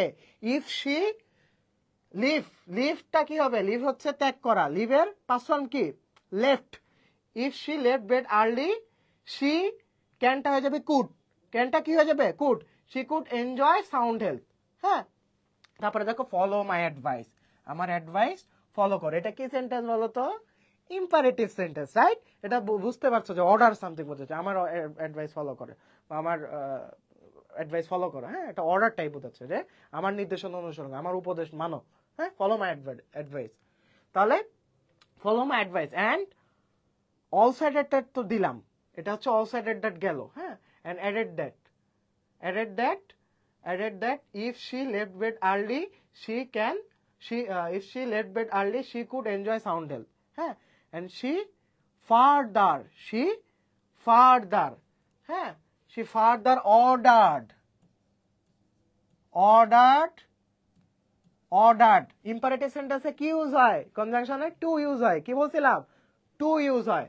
he ordered to follow, মাই হচ্ছে পসেসিভ প্রোনাউন, মাই মানে কি আমার, ফলো হার অ্যাডভাইস হবে, এন্ড অর্ডার টু ফলো মাইটা কি হয়ে যাবে, হার হয়ে যাবে, মাইটা কি হয়ে যাবে, হার হয়ে যাবে, order to follow her advice. বুঝা গেছে তোমাদের? কিন্তু আমি একদম, হ্যাঁ এক্সক্লেমড উইথ সরি হয় না, এক্সক্লেমড উইথ সরো হয়। হ্যাঁ, এক্সক্লেমড উইথ সরো হয় নাবিল। তো দেখো বুঝতে পারছো, আমি তোমাদের লেখায় দিলাম না, লেখায় দিলে টাইম যেত, আমি জাস্ট তোমাদেরকে মুখে মুখে বলে দিলাম যে কিভাবে কি কি চেঞ্জ আসতেছে। হ্যাঁ, তো দেখো ফলো মাই অ্যাডভাইস, এটা কি সেন্টেন্স, ইম্পারেটিভ সেন্টেন্স। অ্যালাস, এটা কি সেন্টেন্স, এক্সক্লামেটরি সেন্টেন্স। হ্যাঁ, তারপরে যে ওয়াই দিয়ে লাস্টে কি আছে, কোশ্চেন মার্ক আছে, এটা ইন্টারোগেটিভ সেন্টেন্স। তো দেখো সেন্টেন্স ওয়াইজ তোমাদেরকে এক্স্যাক্টলি যা যা পড়াইছি সেটাই জাস্ট তুমি অ্যাপ্লাই করলেই সুন্দর মতো হয়ে যাবে। আমার কিন্তু অ্যান্সারে যার দরকার হয়নি, এই যে অ্যান্সারে যার দরকারই হয়নি। দেখো এই যে রিনা asked Sima why she did not get up early from sleep. She replied that it was tough for her to leave bed early. হ্যাঁ, রিনা exclaimed with সরো দ্যাট, এই যে দেখো সরো আছে, হ্যাঁ, সরো বা গ্রিফ, যে দুইটার একটা দিতে পারো। Sorrow that it was a very bad habit, she added that if she left bed early she could enjoy sound health, she also requested her, ও আচ্ছা এখানে রিকোয়েস্ট বুঝাইছে, কিন্তু তোমার কাছে যদি মনে হয় অর্ডার, তুমি অর্ডারও দিতে পারো, কোনো সমস্যা নাই। He also requested her to, দেখো ইম্পারেটিভ সেন্টেন্স থাকলে কনজাংশনে কি বসে, টু বসে, টু ফলো হার অ্যাডভাইস। দেখছো কত ইজি, এক্স্যাক্টলি যা যা বলছি, ন্যারেশন ইজ দ্যাট ইজি। তো ন্যারেশন খুবই সোজা যদি তুমি ন্যারেশন বোঝো। আজকে যেই রুলসে তোমাদেরকে ন্যারেশন পড়াই দিলাম, তোমাকে কোনো মুখস্থ কিছু করা লাগছে? কোনো কিছু মুখস্থ করা লাগেনি, জাস্ট বোঝা লাগছে এবং ধরে ধরে অ্যাপ্লাই করা লাগছে, রাইট? তো তোমরা অ্যাপ্লাই করা শিখে গেলে এখন থেকে প্রচুর পরিমাণে বোর্ড সলভ করো, প্রচুর পরিমাণে বোর্ড সলভ করো। আর তোমাদের নেক্সট কোন গ্রামার টপিকে তোমরা ক্লাস চাও বা ইংলিশের কোন টপিকে ক্লাস চাও, এটা একটু কমেন্ট সেকশনে আমাকে জানিয়ে রাখো। তো আজকের ক্লাসে এই পর্যন্তই, এতক্ষণ সাথে থাকার জন্য অনেক ধন্যবাদ। আর তোমাদের লাইভ ক্লাসে একটা তোমাদের জন্য বিশেষ অ্যানাউন্সমেন্ট আছে যে আমাদের লাইভ ক্লাস পরপর 3 বার যারা রেগুলার করবে এবং যারা রেগুলার পার্টিসিপেট করবে এবং ফ্রেন্ডের মেনশন দিবে এবং শেয়ার করবে নিজের প্রোফাইল থেকে, এটা স্ক্রিনশট যদি আমাদের আর্টস কমের যে ফেসবুক পেজটা আছে, অর্থাৎ যেখান থেকে তোমরা লাইভ দেখছো, এখানে যদি দাও, তাহলে তোমাদের সম্পূর্ণ একটা কোর্স ফ্রি থাকবে, আমাদের মেন্টরশিপ কোর্সটা ফ্রি থাকবে এবং আরেকটা কোর্সের ফ্রি অ্যাক্সেস থাকবে। তাই অপরচুনিটিটা অবশ্যই তোমরা গ্র্যাব করো এবং রেগুলার লাইভ ক্লাসে অ্যাটেন্ড করো। এতে যেমন তোমরা এক্সামে ভালো করবা, তেমনিভাবে ফ্রিতে কিন্তু লাইভ ক্লাস পেয়ে যাচ্ছ। আর শুধু একা না, আমরা মনে করি যে 10 মিলে আমরা কাজ করব। পড়াশোনা এটা অনেক মহৎ একটা জিনিস, বড় একটা জিনিস, এটা সবাইকে নিয়েই জিততে হয়, হ্যাঁ। আর তোমার রিজিক বা তোমার পড়াশোনা কেউ কেড়ে নিতে পারবে না। তাই তোমার বন্ধুদের নিয়ে, তোমার যে বন্ধুটা একটু দুর্বল, যে বন্ধুটা একটু তোমার ইংলিশ কম বোঝে, তাদেরকে তুমি ক্লাস করতে চলে আসো। প্রতি শুক্রবার ইনশাল্লাহ 2টা করে লাইভ ক্লাস আমরা দেব। তো এতক্ষণ সাথে থাকার জন্য ধন্যবাদ। আসসালামু আলাইকুম, দেখা হচ্ছে পরবর্তী ক্লাসে। টাটা।